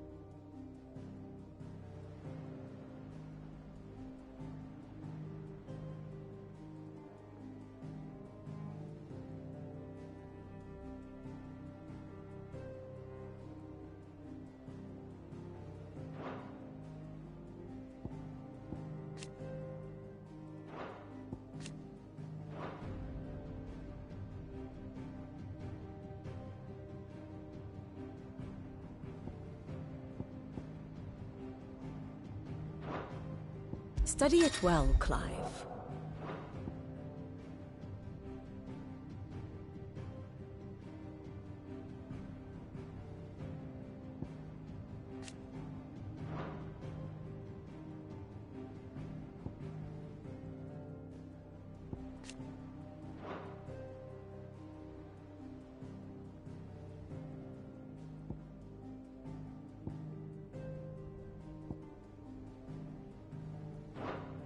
Very good.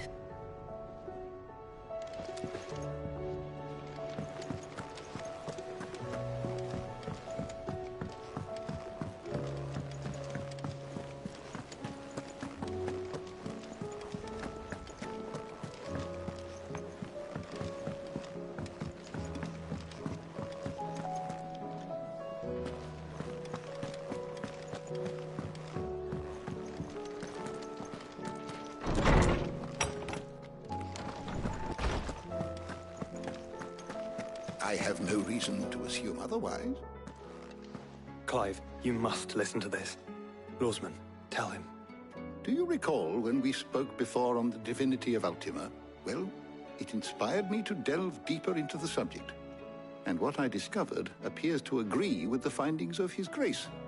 You will recall that my quest to uncover Ultima's origins began with the mural at Phoenix Gate. But while I've always known it to be important, its secrets have heretofore eluded me. Now, however, I believe I know where to find the more complete example, one that will reveal all we seek. Master Clive, have you ever in your travels chanced to hear of the Circle of Malleus? I would think not, if you have. But there was once a time when the faith flourished, the oldest known religion in the Twins, and though its popularity eventually waned on Storm, hints of its dogma remain embedded in more modern faiths such as the Crystalline Orthodox. Wait, you said it waned on Storm. What of Ash? Religious monuments are often torn down or repurposed when new faiths rise to prominence. But if no new faith arose, then perhaps the ancient temples might still stand. And so, you see now why I must accompany you to Waloed. It would appear the past still has much to teach us, though in this case, it would not have been possible without the musings of Moss. To think that you carried a copy of my old mentor's chronicles all along. I am relieved to discover it in good hands. I shall guard it with my life. Joshua, if you're finished here, join me in the ale hall. I need to speak to everyone before we leave. Right away.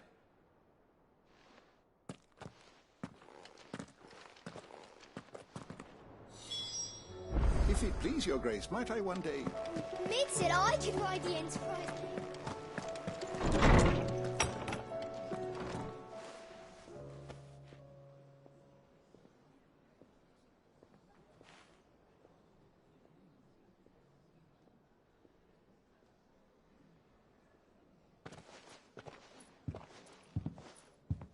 My apologies. By now you've all heard where we're going and why. So I won't bother you with the boring details, only the important ones. If we attempt to approach Stone here by sea, there's a good chance we'll be sighted and fall prey to the capital's artillery. So instead, we'll disembark on the southwest coast and make for Drake's Spine on foot. I say we, but it's highly likely the entirety of Ash is under the rule of Ultima. A large party would only attract unwanted attention, as well as slow our march and require supplies which may be difficult to obtain. Only Joshua and I will be going. And a scout. Preferably a good one. Gav, do you know of any? You bet your ass I do. Might still borrow some of Lady Vivian's maps, though. Just in case, like. Once you've dropped us off at the Shadow Coast, you need to retreat into neutral waters, fly merchant colors, and stay inconspicuous. If you sense any danger at all, you leave us behind and return to Storm. Inconspicuous is my middle name. But like hell am I leaving anyone behind. The ship ain't going nowhere till your scurvy mugs are smiling on deck. Jill, the Enterprise will appear a tempting target for royalists and pirates alike. You're to stop anyone boarding. Don't worry. I'll keep the ship and her crew safe. You'll be needing passage home, after all. But... very well. If there are no questions, I'll see you all at the docks.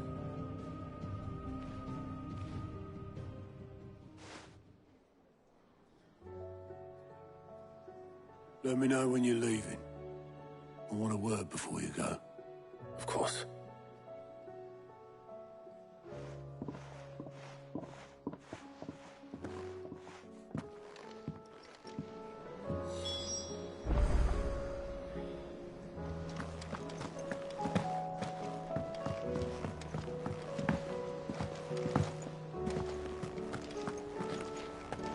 I am certain we will find what we seek in Ash, and learn the truth of Ultima's origins.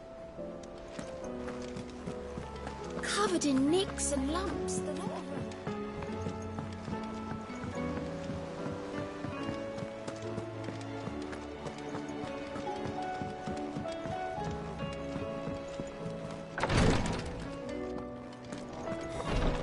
She can't kick it. Glory to Griga. There you are. And not a moment too soon. What's happened? Taya's busy working herself into an early grave. Since the arrival of her latest patient, she's refused to stop, even for a moment. I've tried offering to see to him in her stead, but she won't hear of it. Clive, she hasn't left the infirmary in days. She's pushing herself too hard. And if she doesn't rest soon, will you talk to her? Order her to her chambers if that's what it takes. Because if she keeps this up, I fear the hideaway will be without its best physica before too long. I know better than to order Taya to do anything. But I'll speak to her. Oh, thank you. I pray you have better luck than I did.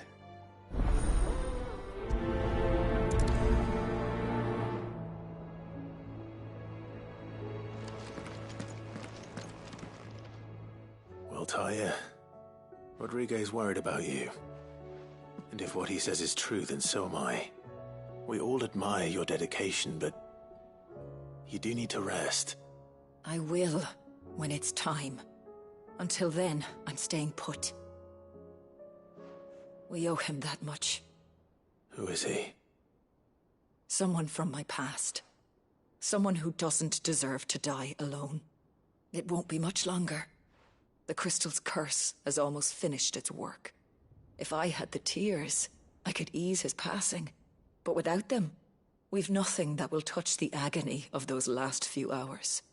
How would tears help this man? Not my tears. Tears of mercy. Alicia. It's the only thing strong enough. You wouldn't, Taya. Surely. There must be something we can do for him.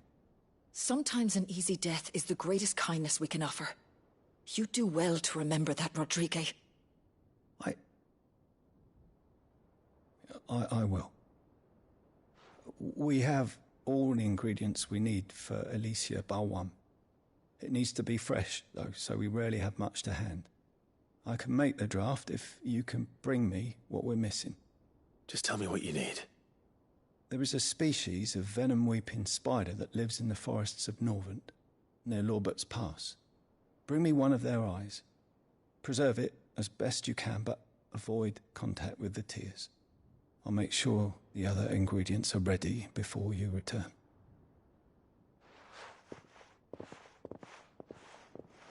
Thank you, Clive.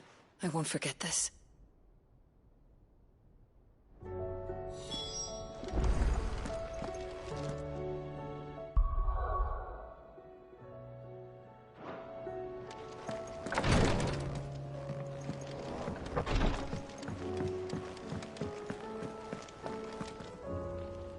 Is something wrong? Not at all. Honestly. Can't a man wish his friend farewell? Just wanted to let you know that I'll keep things in order while you're off saving the world. I'll hold you to that.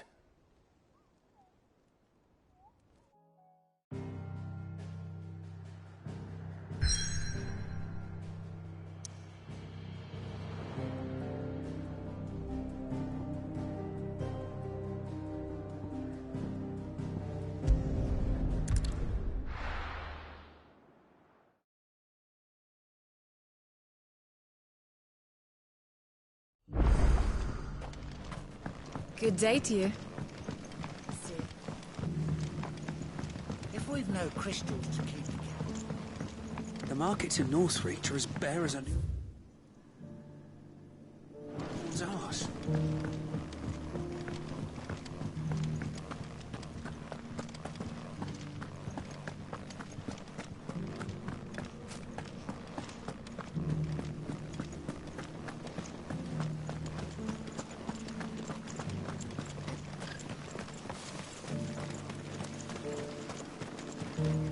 These skies have driven the local wildlife out.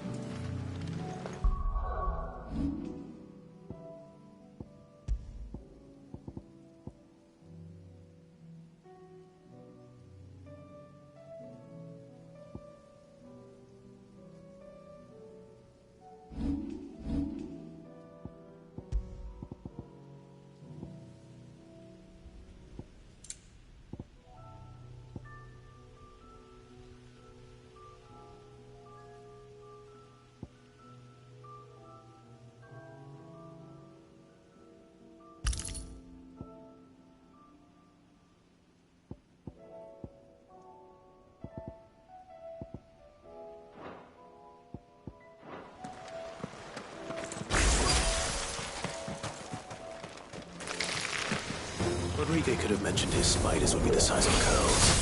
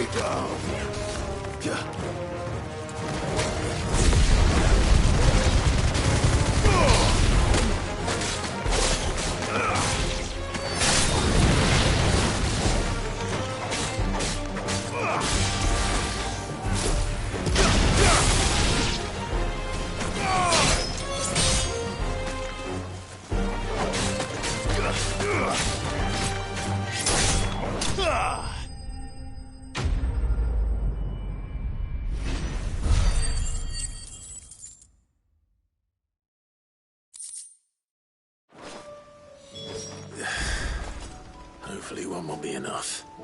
Rodriguez will have prepared the other ingredients by now.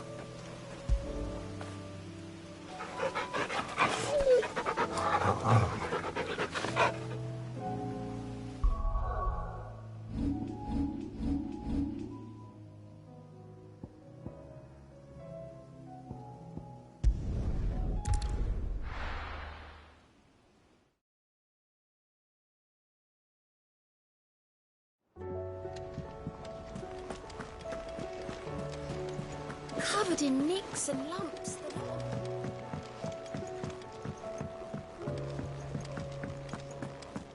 This is it, Clive. Sid ran from Stone.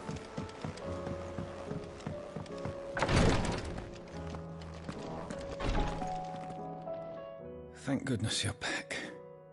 Talia looks like she's about to collapse. Is this what you needed?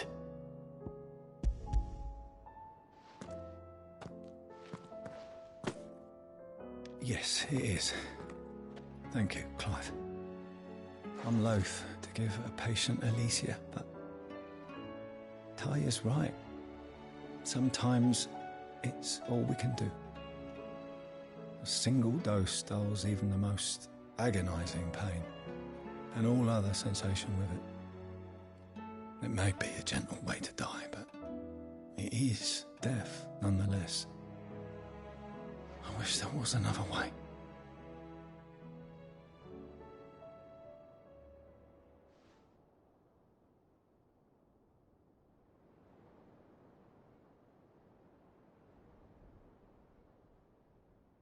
How are you feeling? Light, mid-here. Drifting on waves. Good. Just relax. Let the waves carry you to a better place. Thank you, Talia. I'm so proud of you.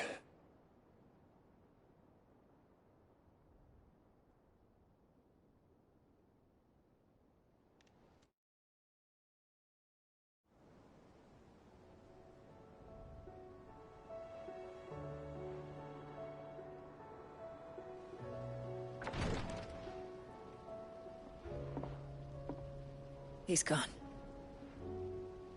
Thank you, Rodriguez. And you, Clive? I'll see that he's properly laid to rest.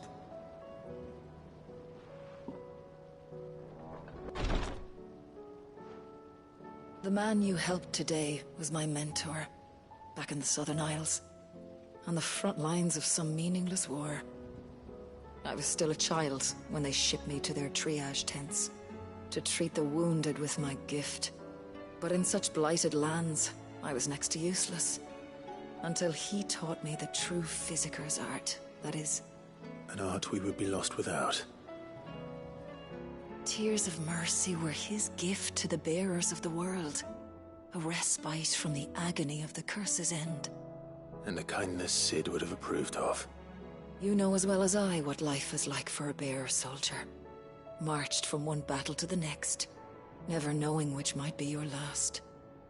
A commander may care nothing for the bearer spent in his service, But my mentor's gift gave the dying one fleeting moment of tranquility before the end. I've no tears left, Clive. I've seen too many of my friends taken. Something needs to change. And we need to be the ones to change it. And we will. I promise.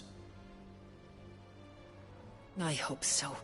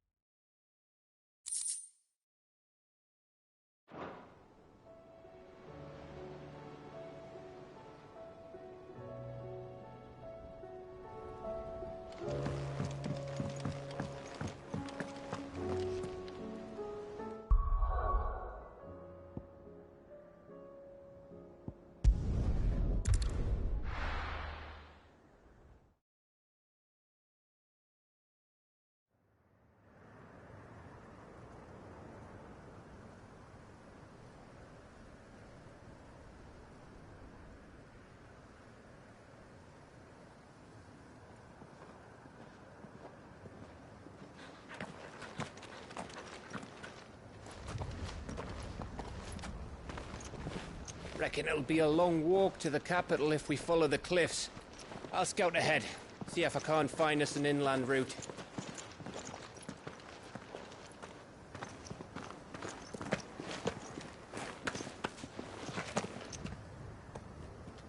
Clive.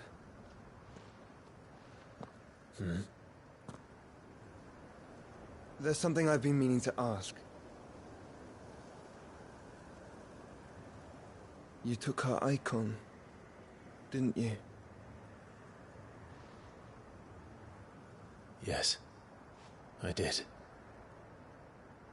She understood.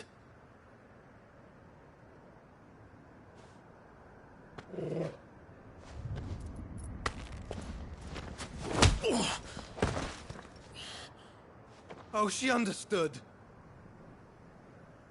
Understood that you decided to save the world all on your own, and that you'd die without her power. How dare you make her choose? You knew damn well she'd never refuse you. But I will. You can't keep pushing us away, Clive. The world is ours to save, not yours.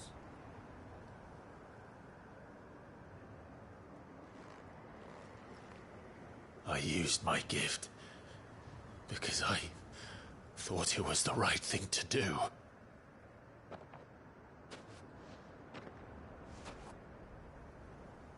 And you truly believe this will save you? Will save us all? I do.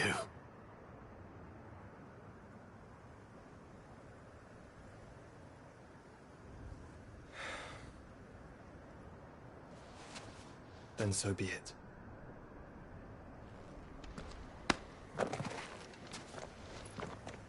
Just don't forget, you're not alone.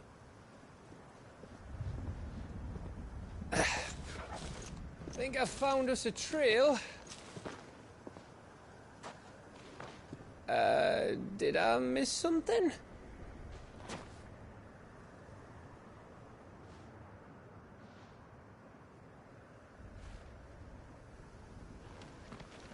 Only that Joshua didn't. I don't get it.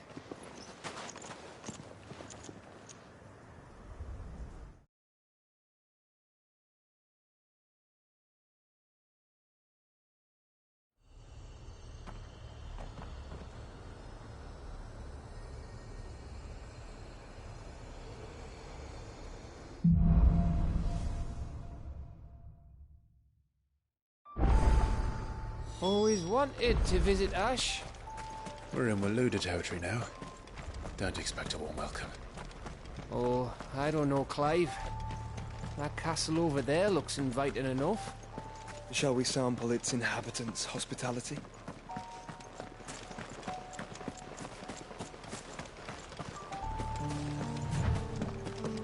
Remember what I said about warm welcomes, Gav?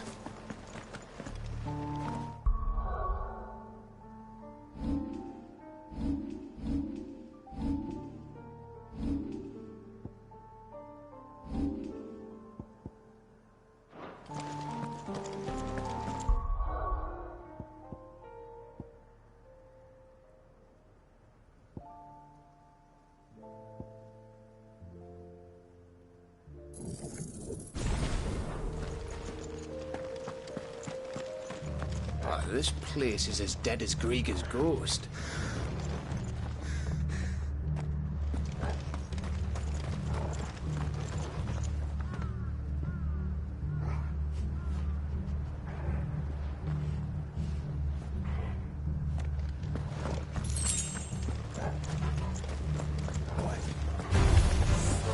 I knew I smelled something. Dicey only orcs or Kashik here. Let's hope the villagers made it out in time.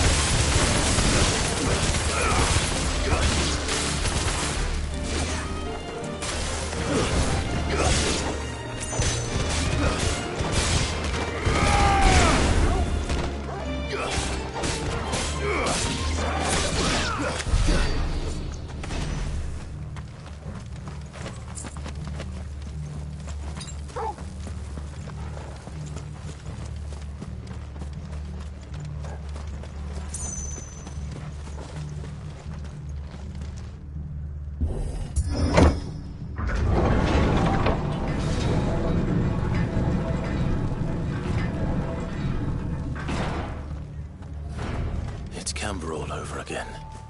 Where the hell are the royalists? Seems you were right about that welcome after all, Clive.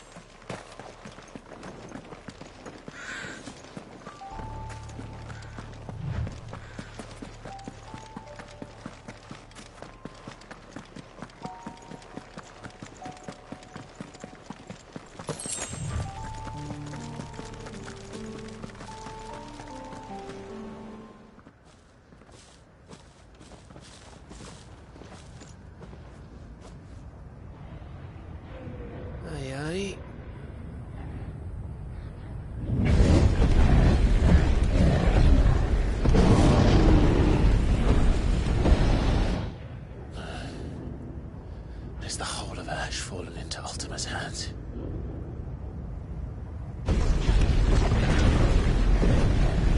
That's no peace delegation. We should send a warning to the others. No. My uncle will have an eye on the coast.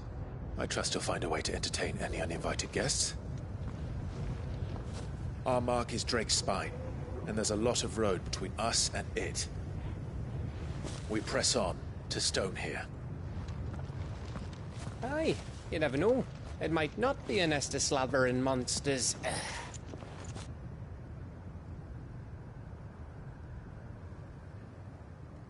Clive, you must go on ahead without me.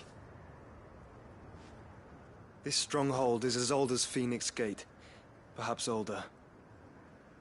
It may yet hide Ultima's remaining secrets, and if we are to best him, they must be unearthed. All right. Stay out of trouble. I always do. mostly.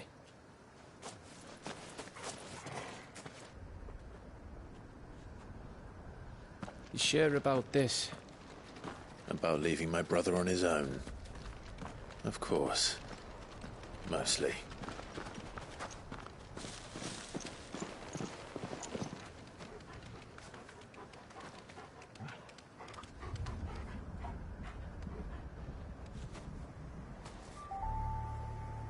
Lady Vivian's map is so old it's hard to tell which way is up. But if I'm right, we're not far from a village called Aistla. Then we make our way there, resupply, and wait for Joshua.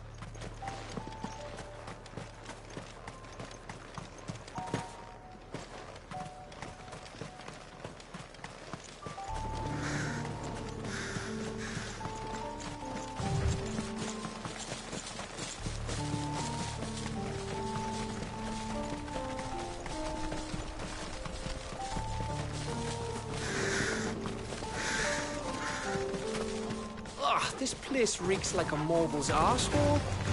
Though I'm guessing it's not the smell that'll kill us.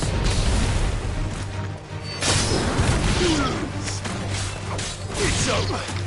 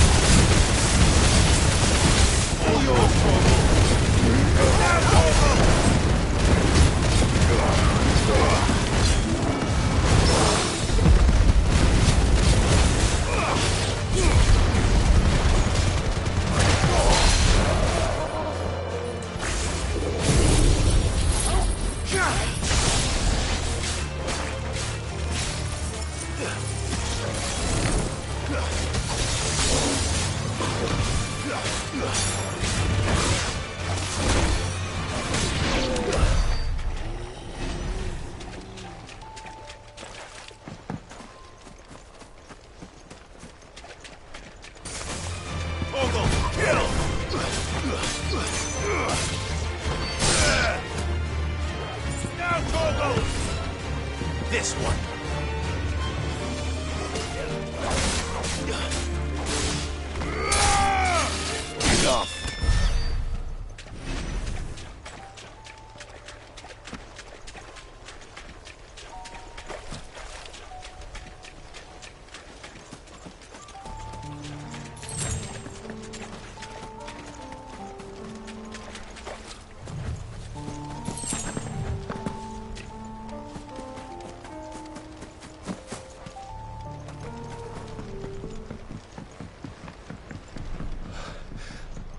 Oh, much breath. Don't look down, Torgal.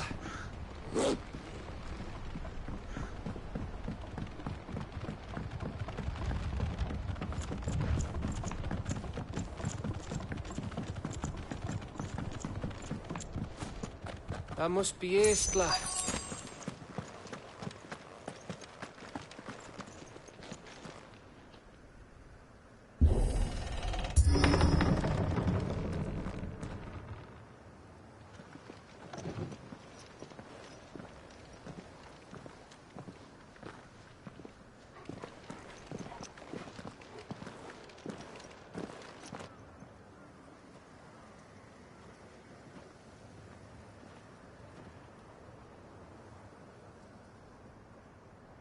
What do you think, Clive? Then we're too late.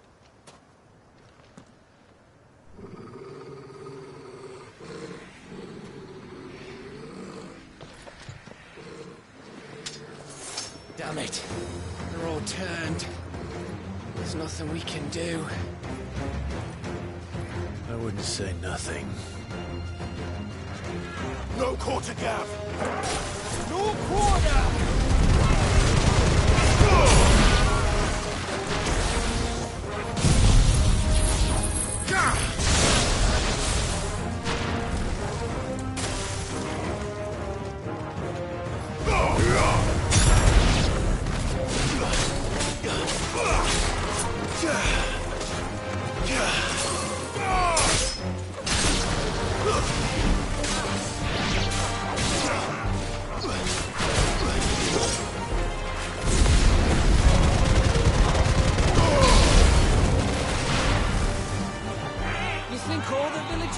Like this? A question for later, Gav.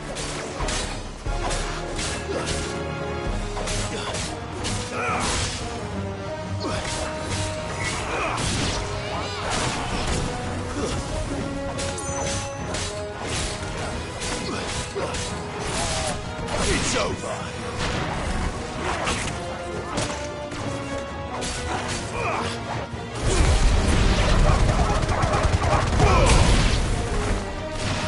Farewell.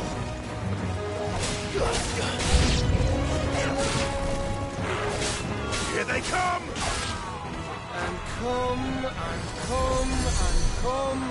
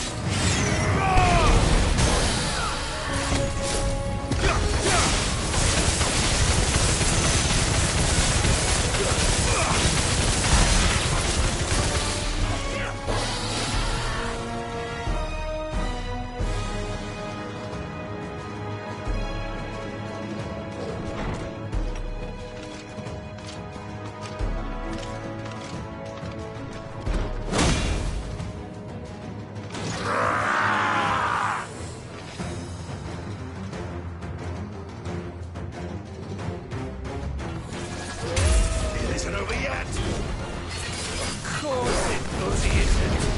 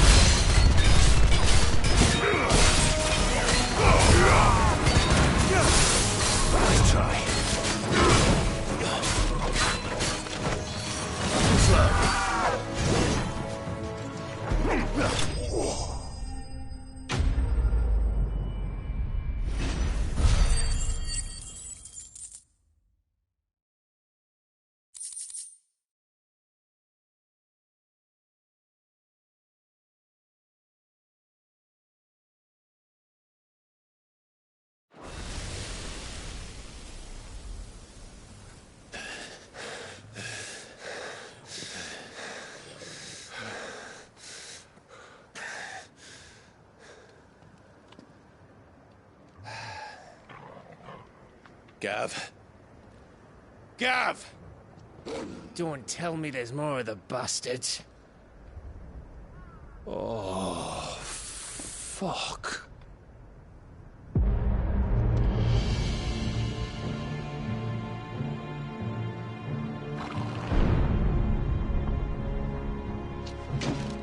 Have you come to watch, Odin?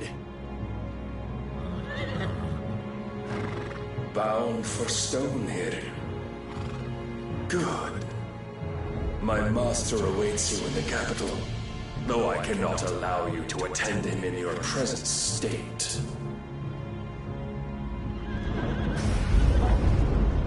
And how are you going to stop us? Why, with this!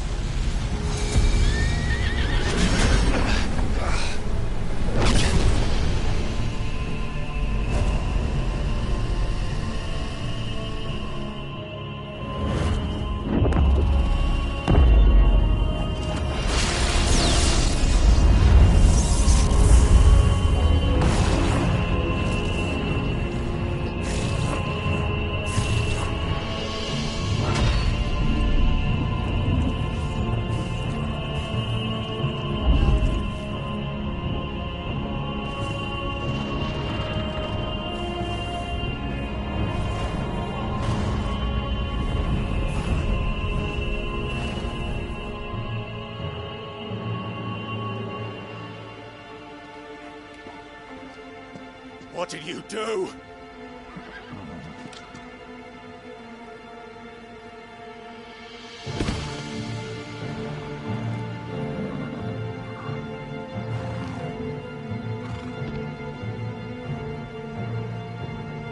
If the vessel would see the path opened, it has but to ask.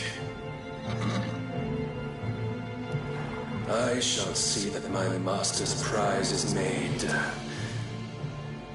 presentable.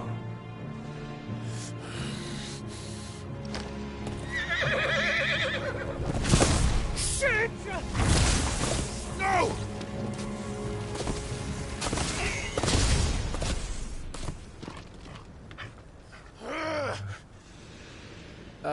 Clive, Would you mind telling me what the fuck just happened?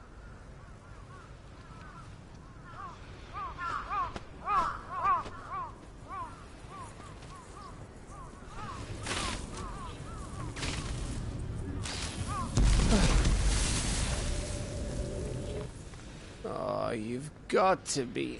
How are we supposed to get through that?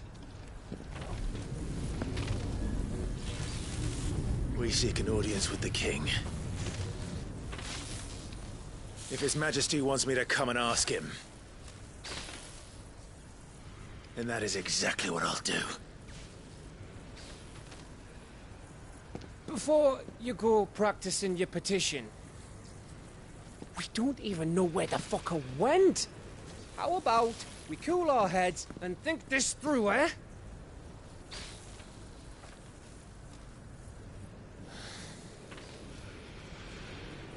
All right. Maybe there's something here we can use.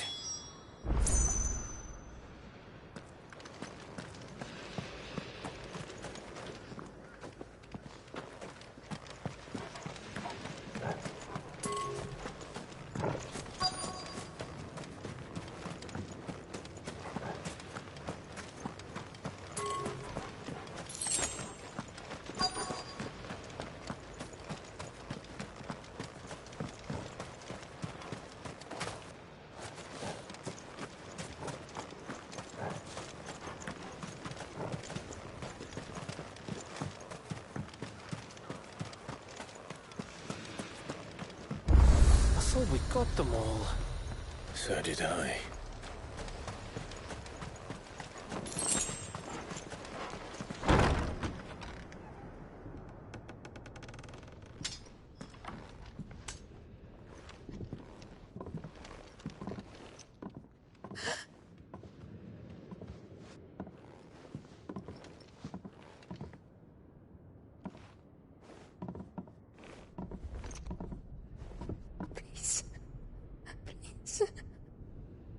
Please, no.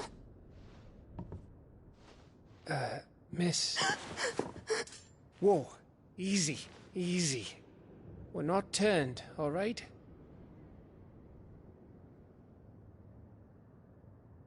Who?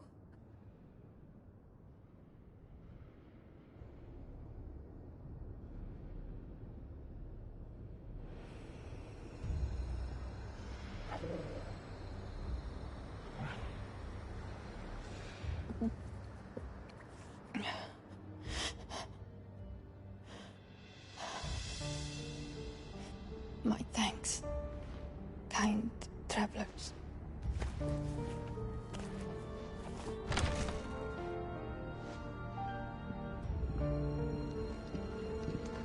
Edda, forgive me for asking, but what went on here?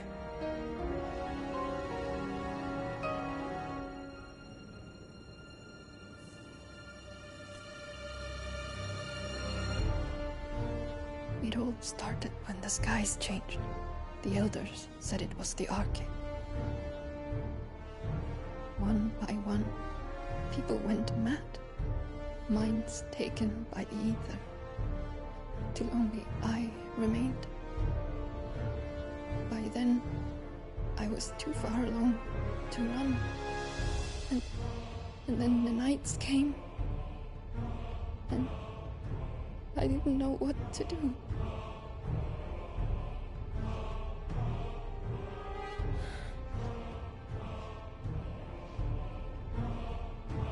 And this, Arcade is... Just a story. Something our grandparents told us when we misbehaved. About how the heavens would grow dark before the land took her last breath. The end of the world. You said the others went mad. But where did they go?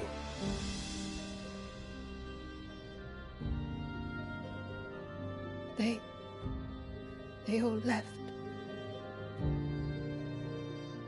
Gone east to the tower, to Reverie. The elders, the healer, the blacksmith, my husband.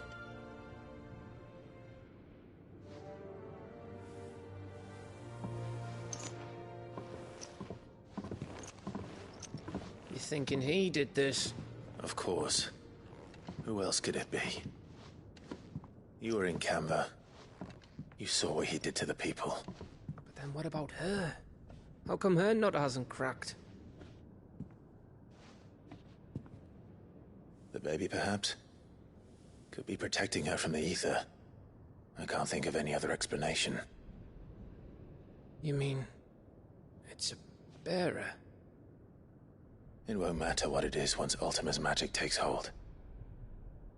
Time's running out.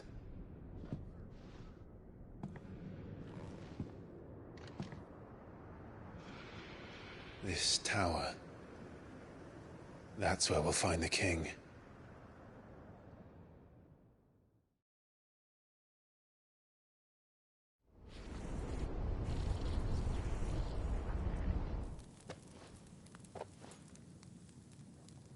I knew it.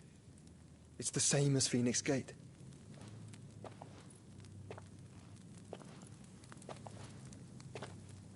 Which means at the end of these stairs should be...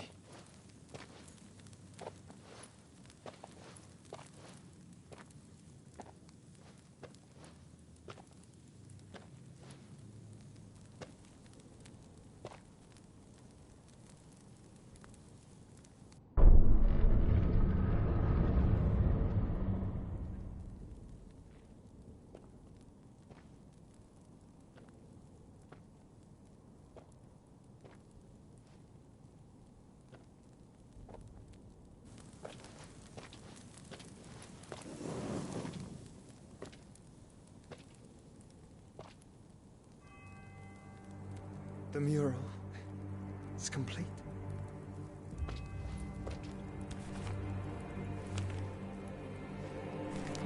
Ultima and this vessel, Ifrit. Garuda, Ramu, Shiva, Titan, Bahamut, Odin. Even Leviathan the Lost is here. But where is the Phoenix?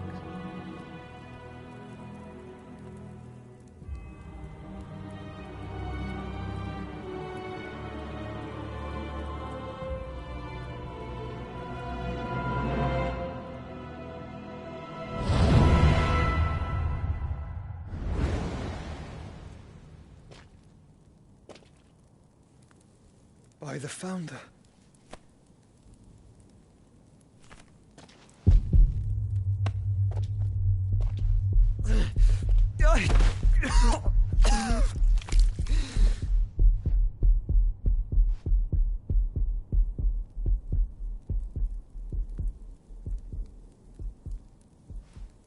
So that's what you want, isn't it, Ultima?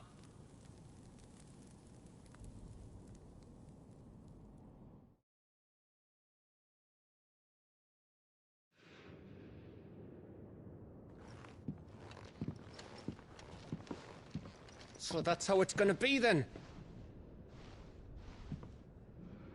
I'm not asking, Gav. I need you to stay with Edda. What? I must do this alone. If I don't return, you're to find Joshua and make for the Enterprise. Understood? Aye.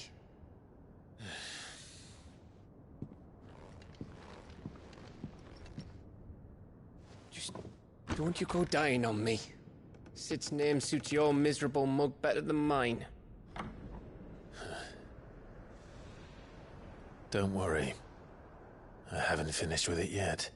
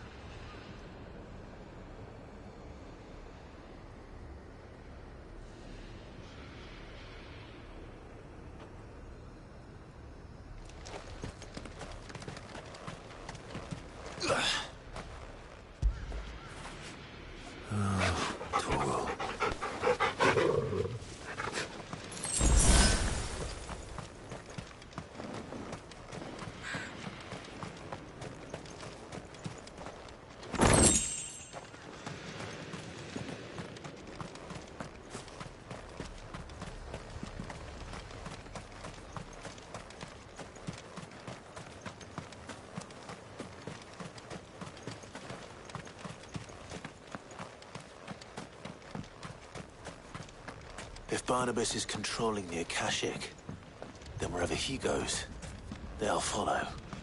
And so will I.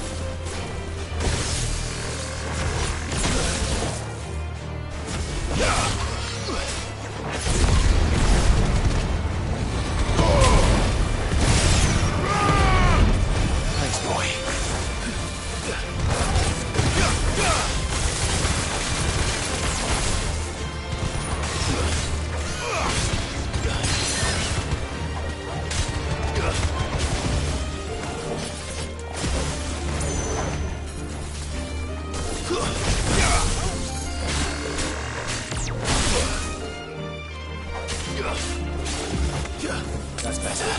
Ogle, kill!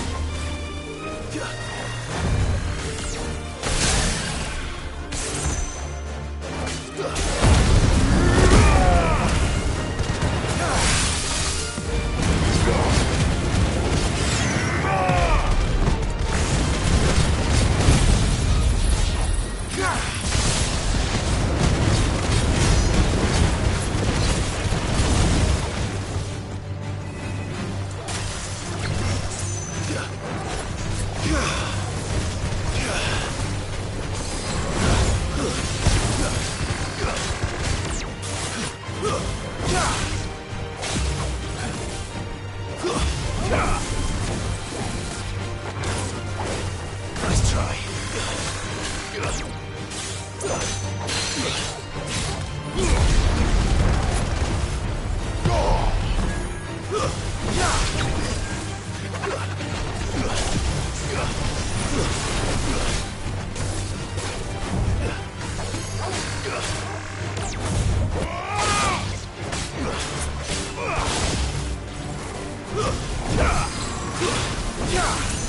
It's over.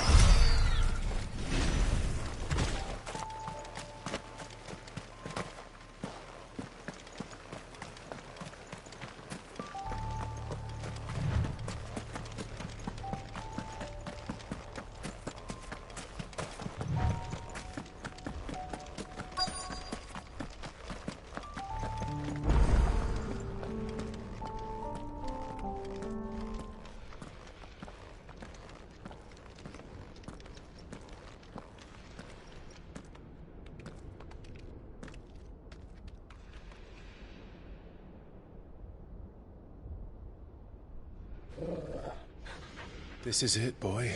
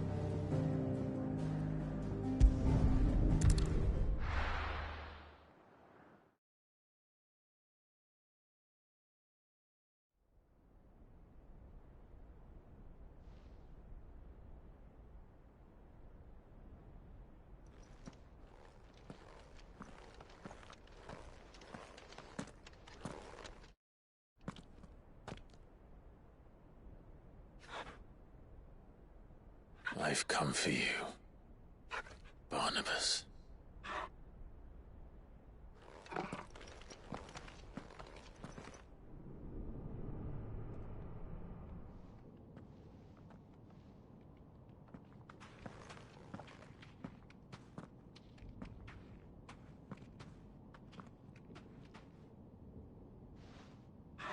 Stay close, Torgal.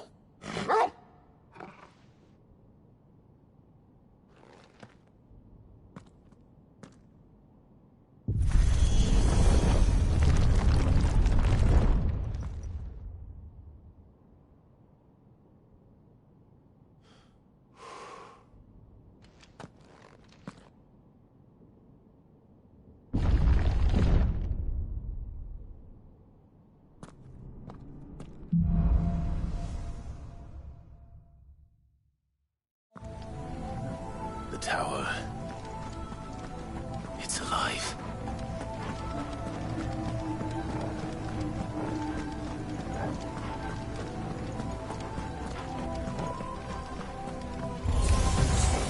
More echoes of the fallen. They seem to be on ether. There shouldn't be any here.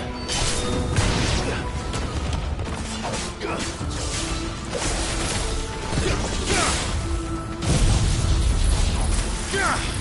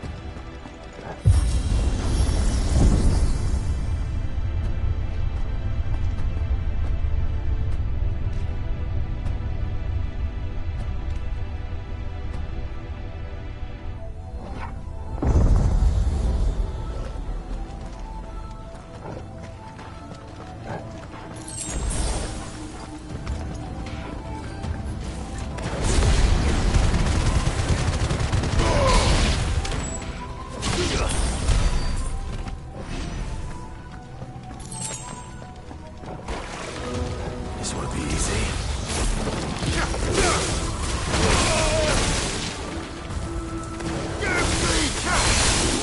To me!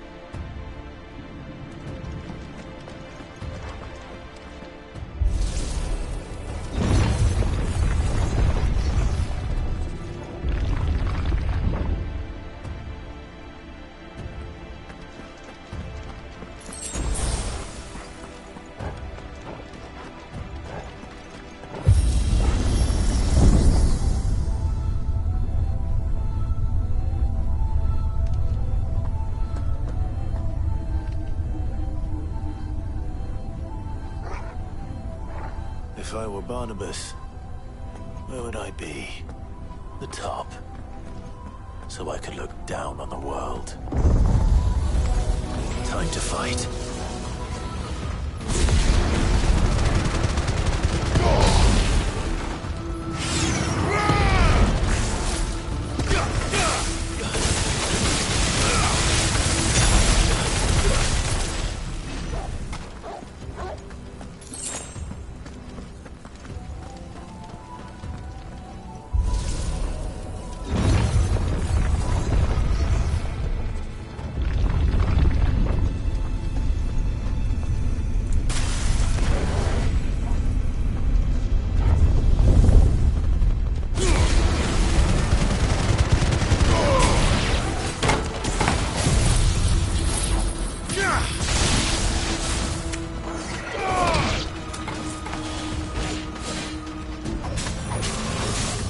Finished. It's over. Ogre, kill!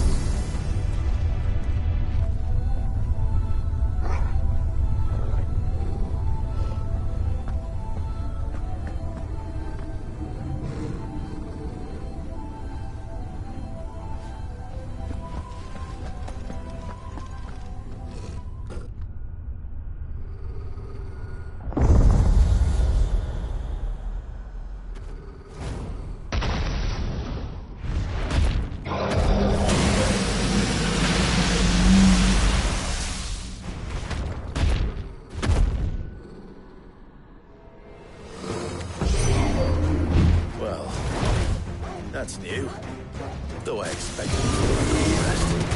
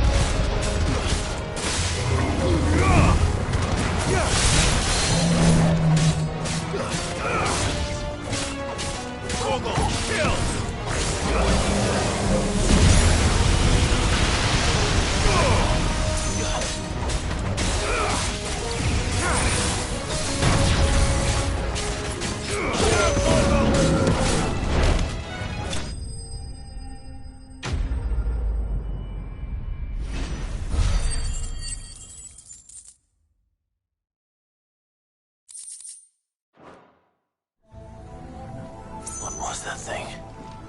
Hopefully there aren't any more.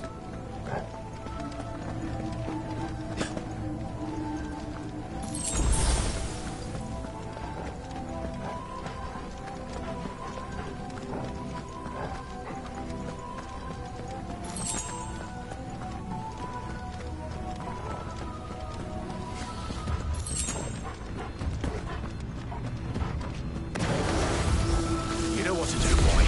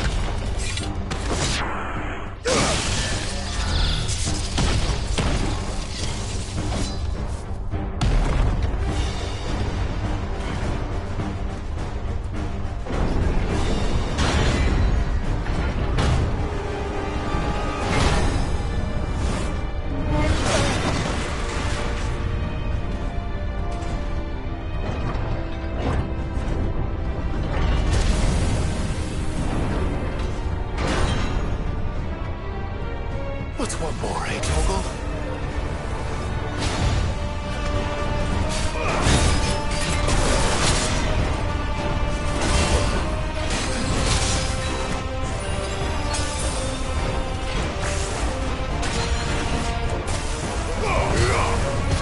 Yeah!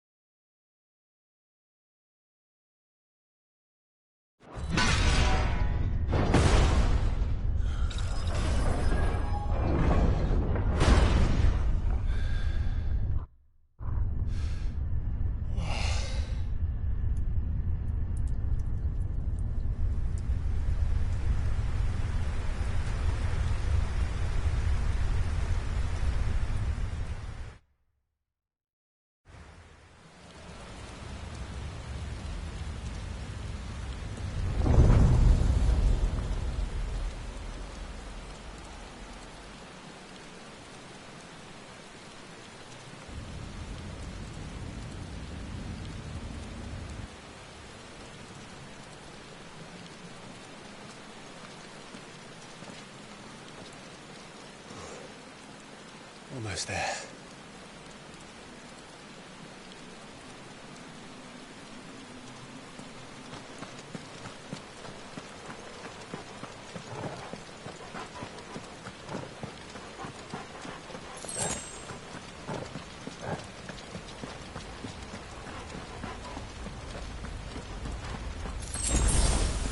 He's here. I can feel him.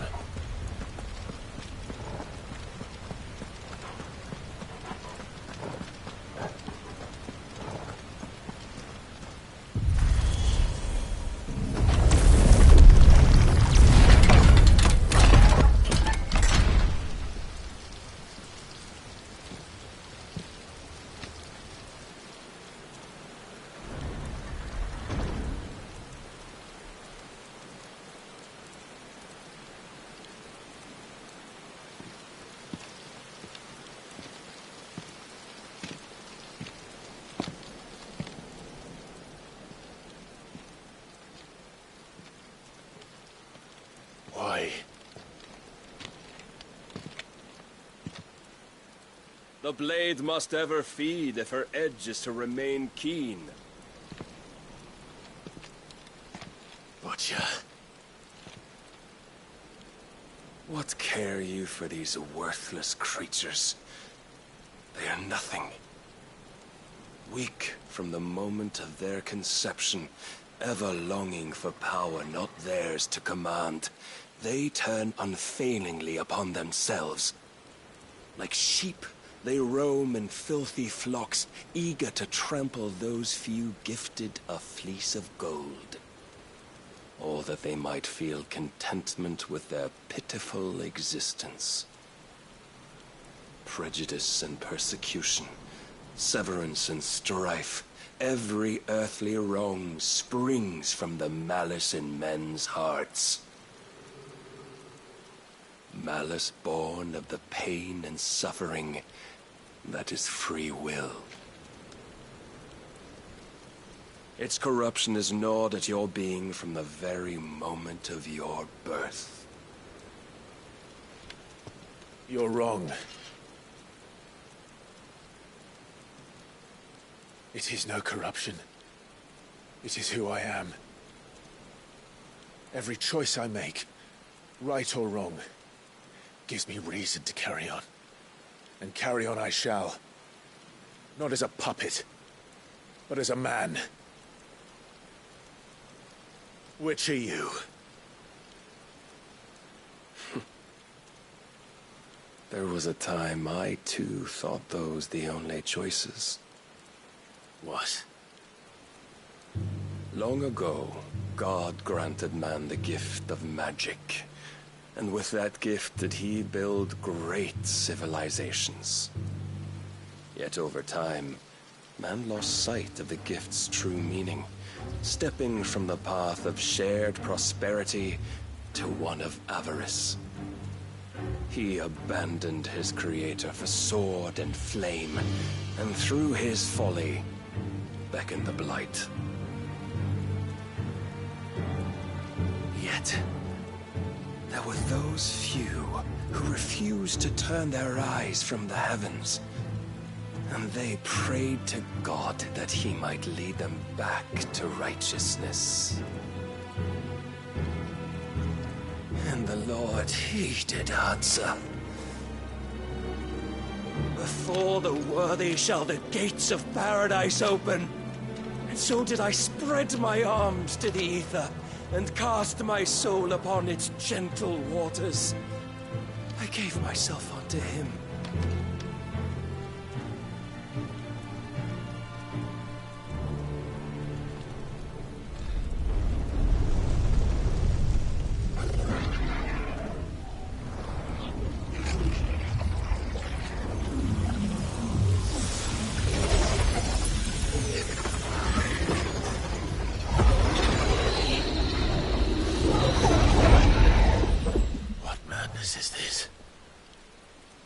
My worth proven, the Lord charged me thus.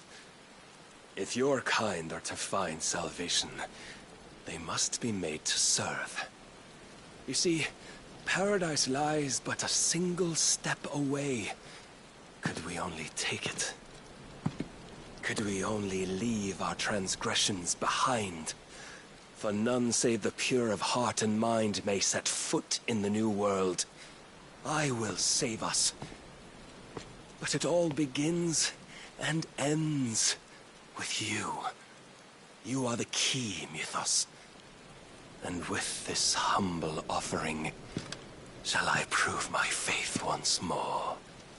So you forsook your kingdom.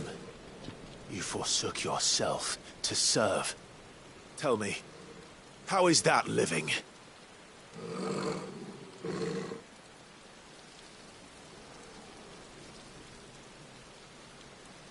What you seek to provide is not salvation. It's anything but. Life is about always having a choice. Take that away, and we might as well be dead.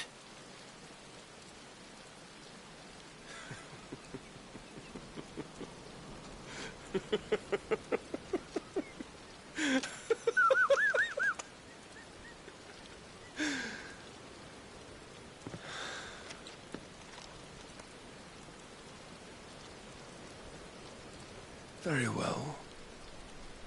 Come then.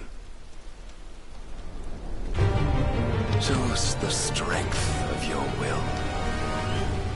It's not the strength of my will that should worry you, but the weakness of yours.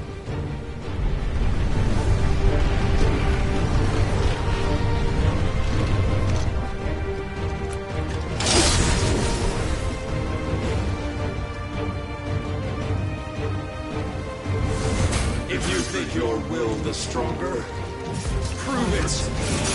By this day's end, you shall know the truth.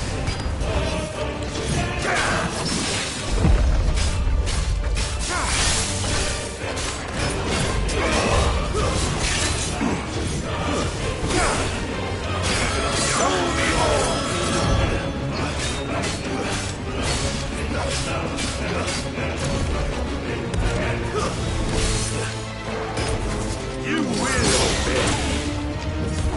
Messed with the might of a god, yet still you fight like a man. I'm tired of this.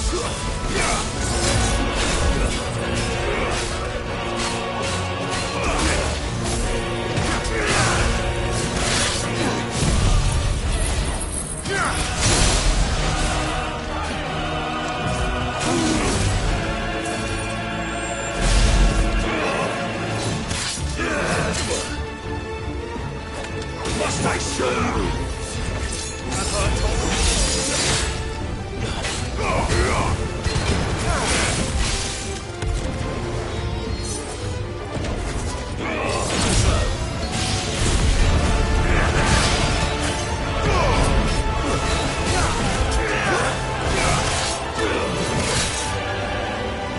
What do you see?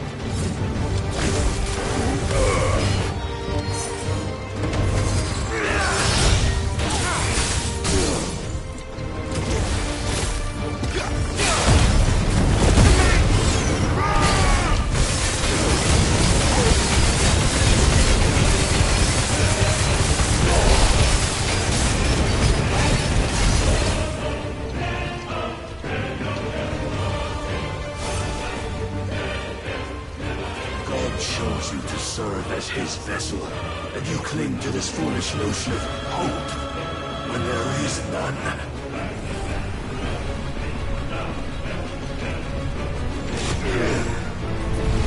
Fuck!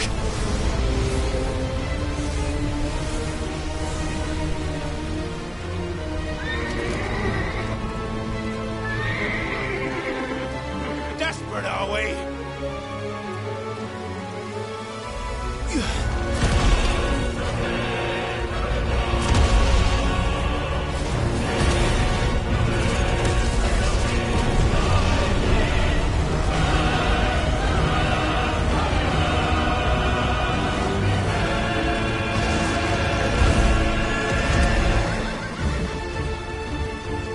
Finally, we can begin! Yeah!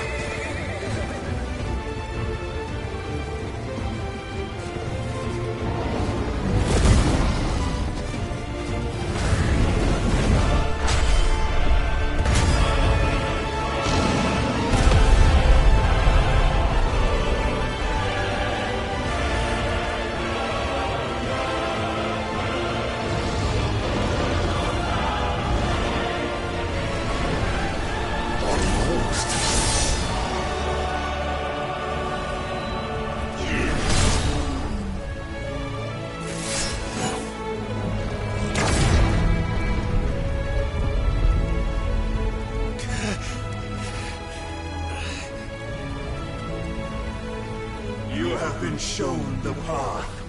Now you must follow it. Free yourself, Mythos. You will not defeat me otherwise. We'll see. Perhaps you still require persuasion.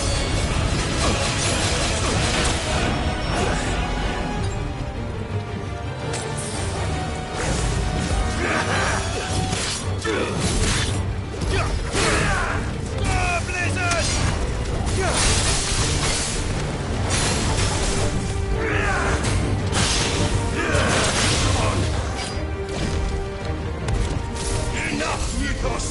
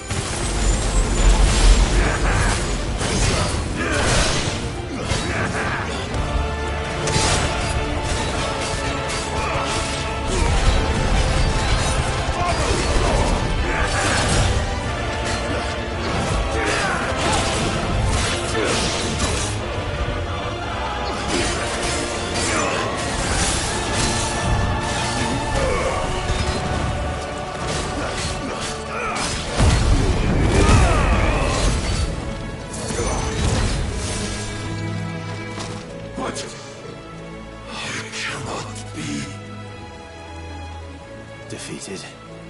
You admitted defeat the moment you turned your back on us. When you turned your back on the truth, Barnabas. We are not as weak as your god believes.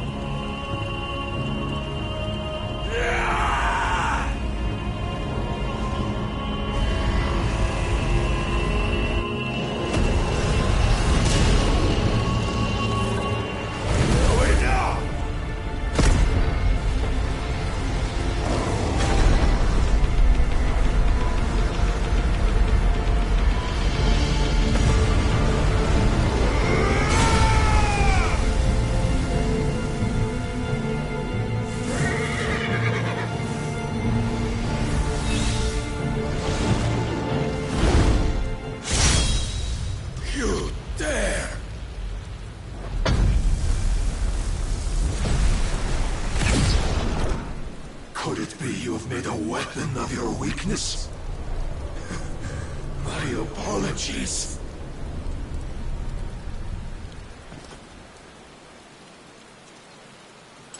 You are not the fool I took you for. And so it ends. No!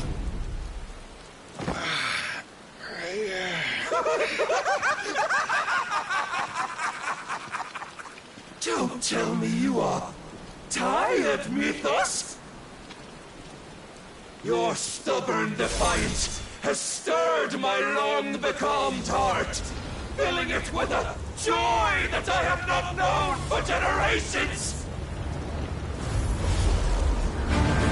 I had thought the tantalizing kiss of self-indulgence a dream forever out of reach.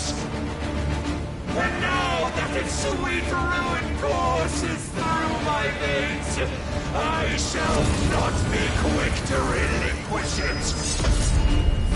Show me your work, Mythos, that I might revel in it!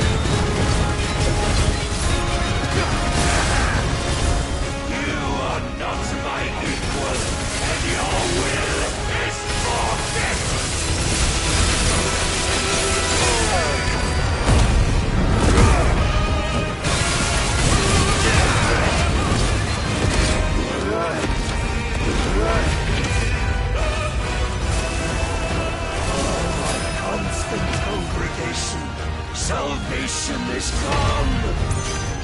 Rejoice as our souls are granted peace unending! How do you know this day will come? What proof have you? Why, you, Mythos. Your mere existence is proof of the Lord's grand design.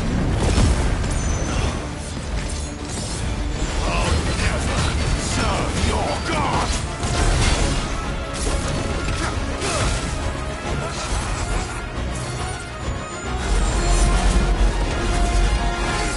I failed.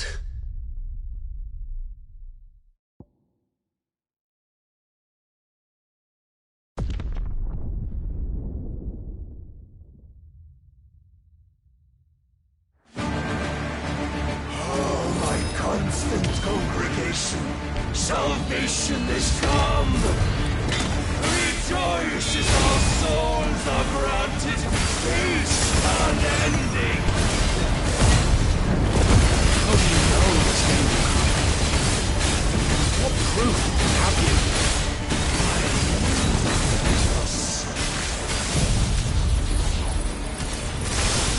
Your mere existence is proof of the Lord's grand design. I'll never serve your god!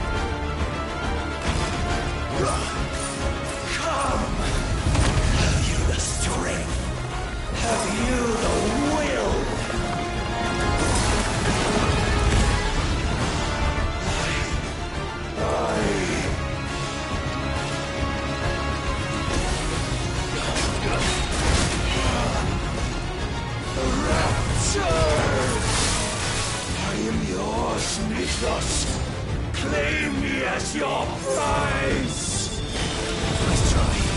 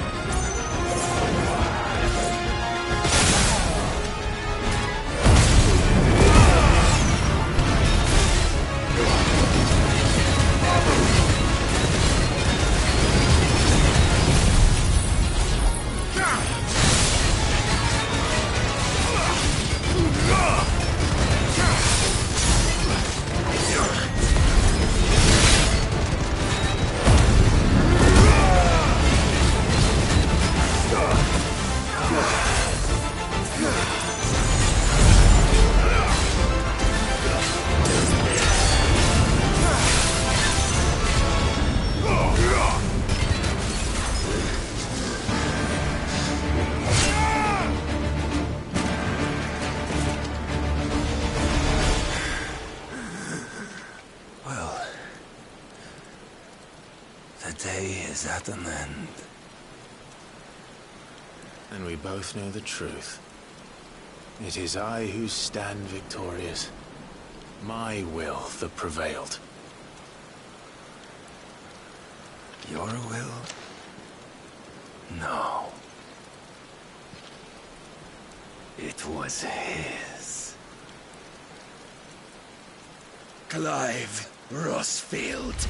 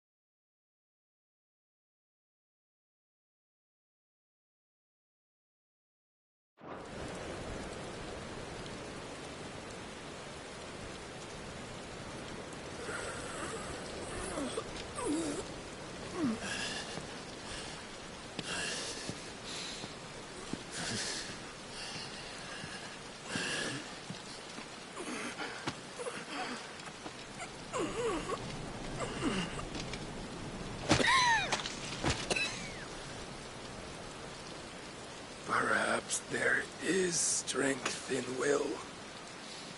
Would that I had not relinquished my own.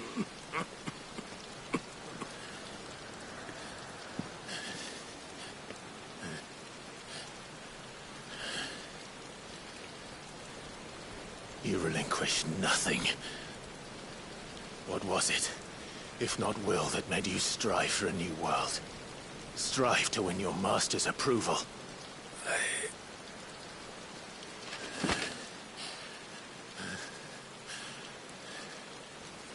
You were shown a fantasy, and you chose to believe it.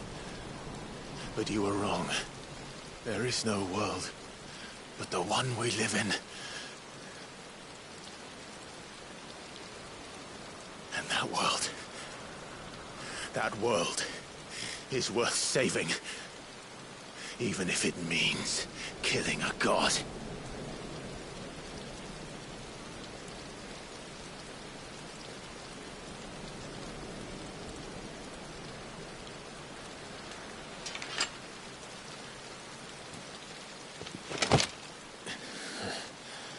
Bold words. From one who has served the Lord so well. This is pointless.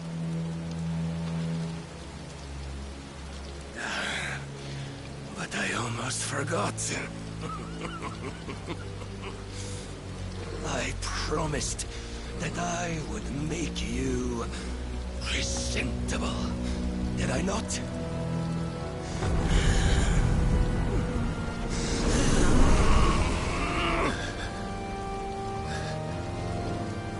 We shall fulfill our destinies, just as the Lord's Mother Crystals have fulfilled theirs.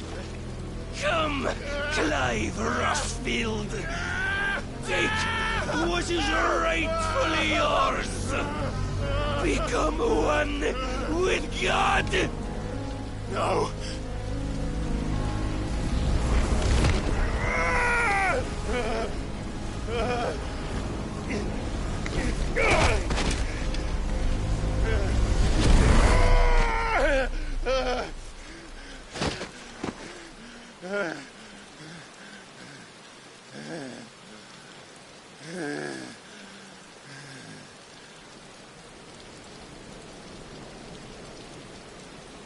At long last, salvation. I'm coming home. Mother.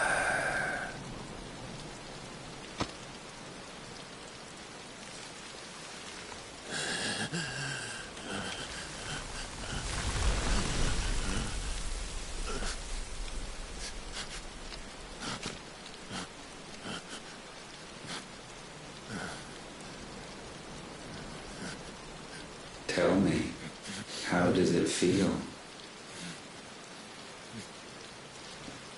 Show yourself! Face me!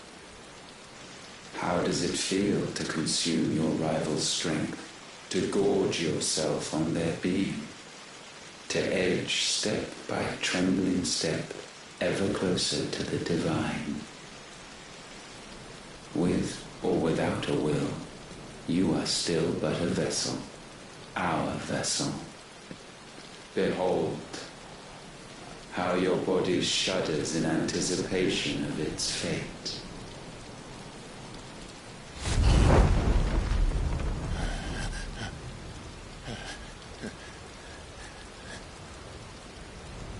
Oh, it's not yours yet. No. Come then, O wayward child. We shall await you upon the back of the first worm. There, all shall end and begin again.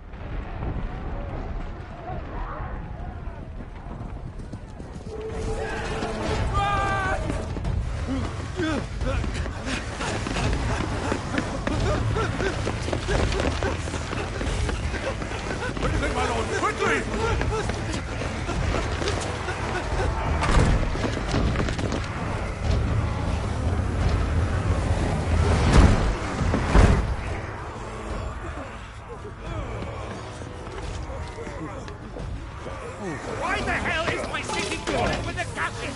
Don't ask me, ask them! Since when was Eugen Hamel one to hide when there was a fight to be had? Since they stripped me of my rank and banished me from the battlefield. Now I'm stuck wiping the backsides of this one while the city burns and my wife tells off the man half my age! And then you turn up! What the hell are you doing here anyway?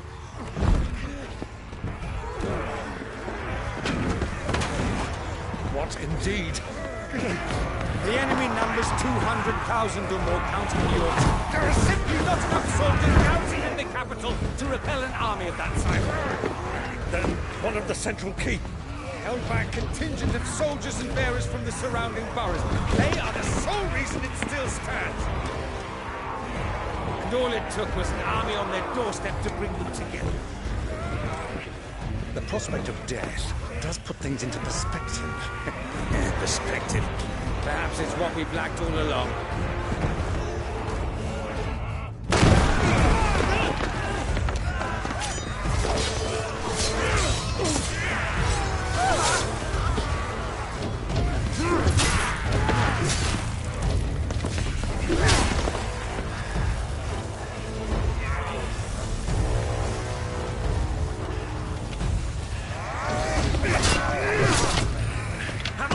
I need you to lend me some of your best men, preferably all of them.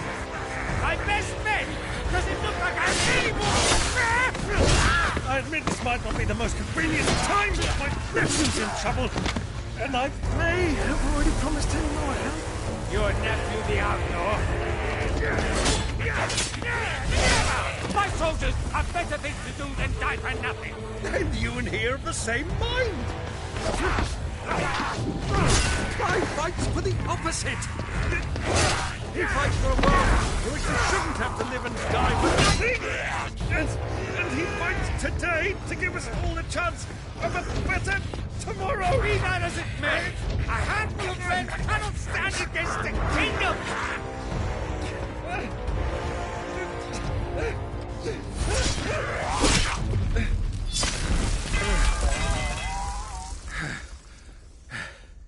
Then mayhap they are the wrong men. Well, I'll be damned. Our numbers are few, but I shall rally as many of my dragoons as I'm able. You, apprise the Lord Strategist of the state of the city's defenses. Yes, Your Radiance. And you would fight alongside us? I owe the Phoenix a debt.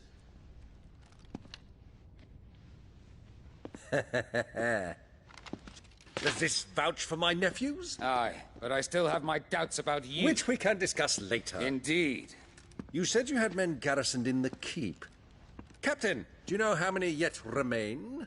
Allow me to confirm. Commander? Whatever their number, Randalar will be needing Gather the them bodies all. and build a pyre in the courtyard. Quickly. Terence. My lord.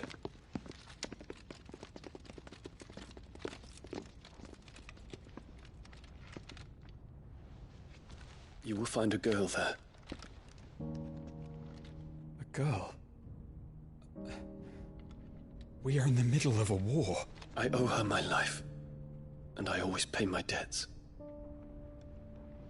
You are to see that she is provided for. Dion, I cannot leave. But you shall. If I am ever to be worthy of the forgiveness of our people, then I must earn it. And I must earn it by my hand, and my hand alone. Know that I do not ask this lightly. And know that I will do it.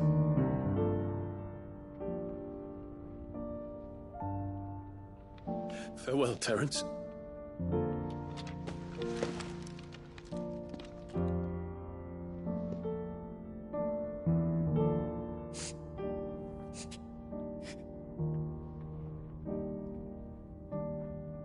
Farewell, my prince.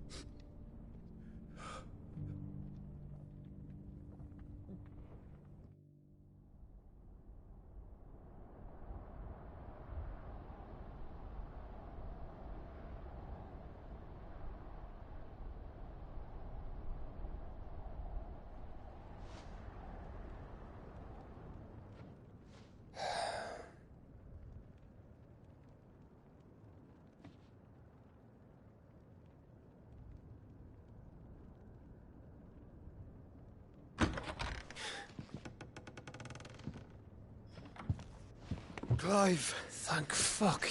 You alright? I am. But I'm a damn sight better for seeing you, Joshua. And Barnabas. The king is dead.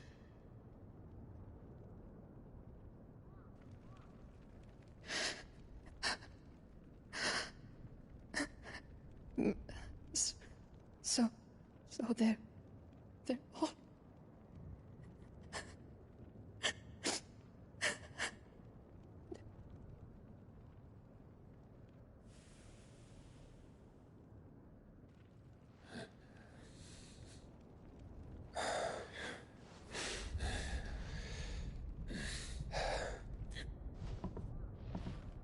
They are, but so is their killer. He can't hurt anyone anymore. You're safe.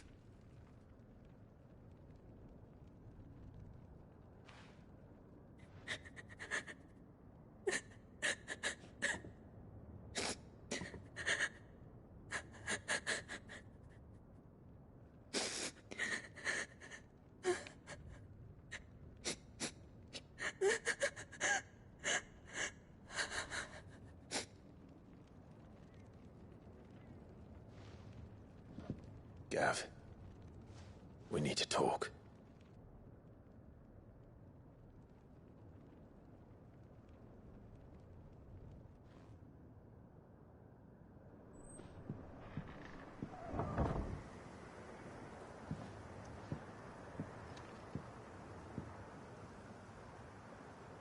I'm sorry, Clive. You know I want nothing more than to go with you. I do. But I'm glad you're heading back to the Enterprise nonetheless. And not just for Etta's sake. Our people need to know what happened here. You can count on me. As can she, I hope. Thank you, my lords.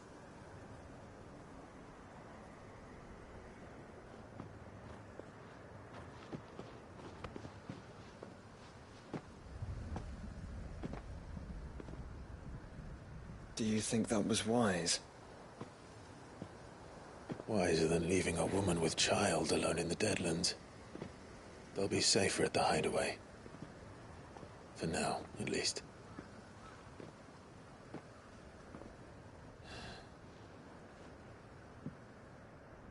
This land is overrun with Akashic.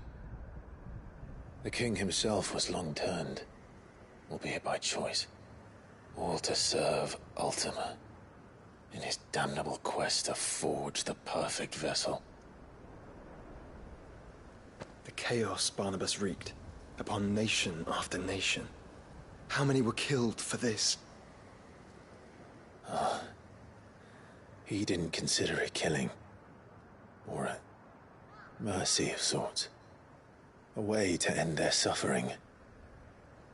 He truly wanted to save mankind, and ultimately used that. As he uses us. But why us? What are we? What are we?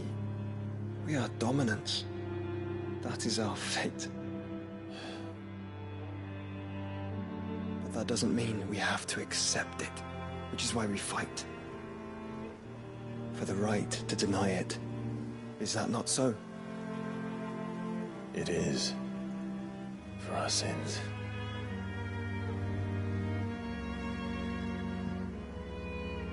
Barnabas said something else. That the Mother Crystals were Ultimas. Ultimas? Are you certain? We know that the Mother Crystals have been leading the land of Ether. And we also know that it's this which hastens the spread of the Blight. But what I cannot fathom is what Ultima stands to gain from that. What did you find at the Stronghold? The truth about Ultima's prize. For so long, I believed it to be you, and you alone. Yet, it is not merely a freat that he desires, but a freat and phoenix both. That which we became in the skies over Twinside. Only when the twin flames are joined shall his vessel be complete. Quite why he needs a vessel is another question. Unless there is something he cannot achieve without one. Something his immaterial form precludes. Something requiring an unthinkable amount of ether, and a body resilient enough to channel it. If I did not know better, brother, I would think that he meant to cast a spell. A spell 1,000 years in the making. A spell to end all spells. And he cannot do it without us. Nor without the Mother Crystals. But if we destroy them all, we will stop not only the Blight, but Ultima as well.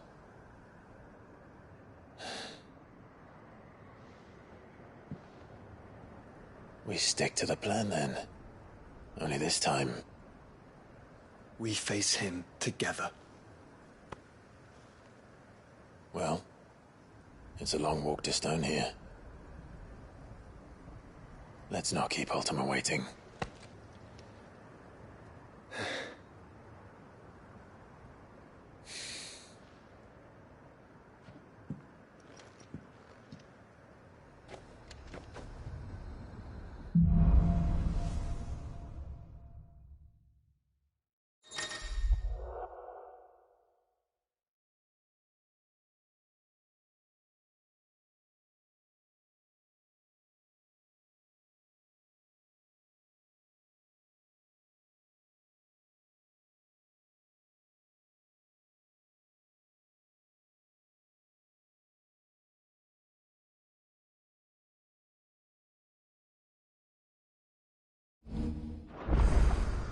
When Barnabas fell, his magic died with him.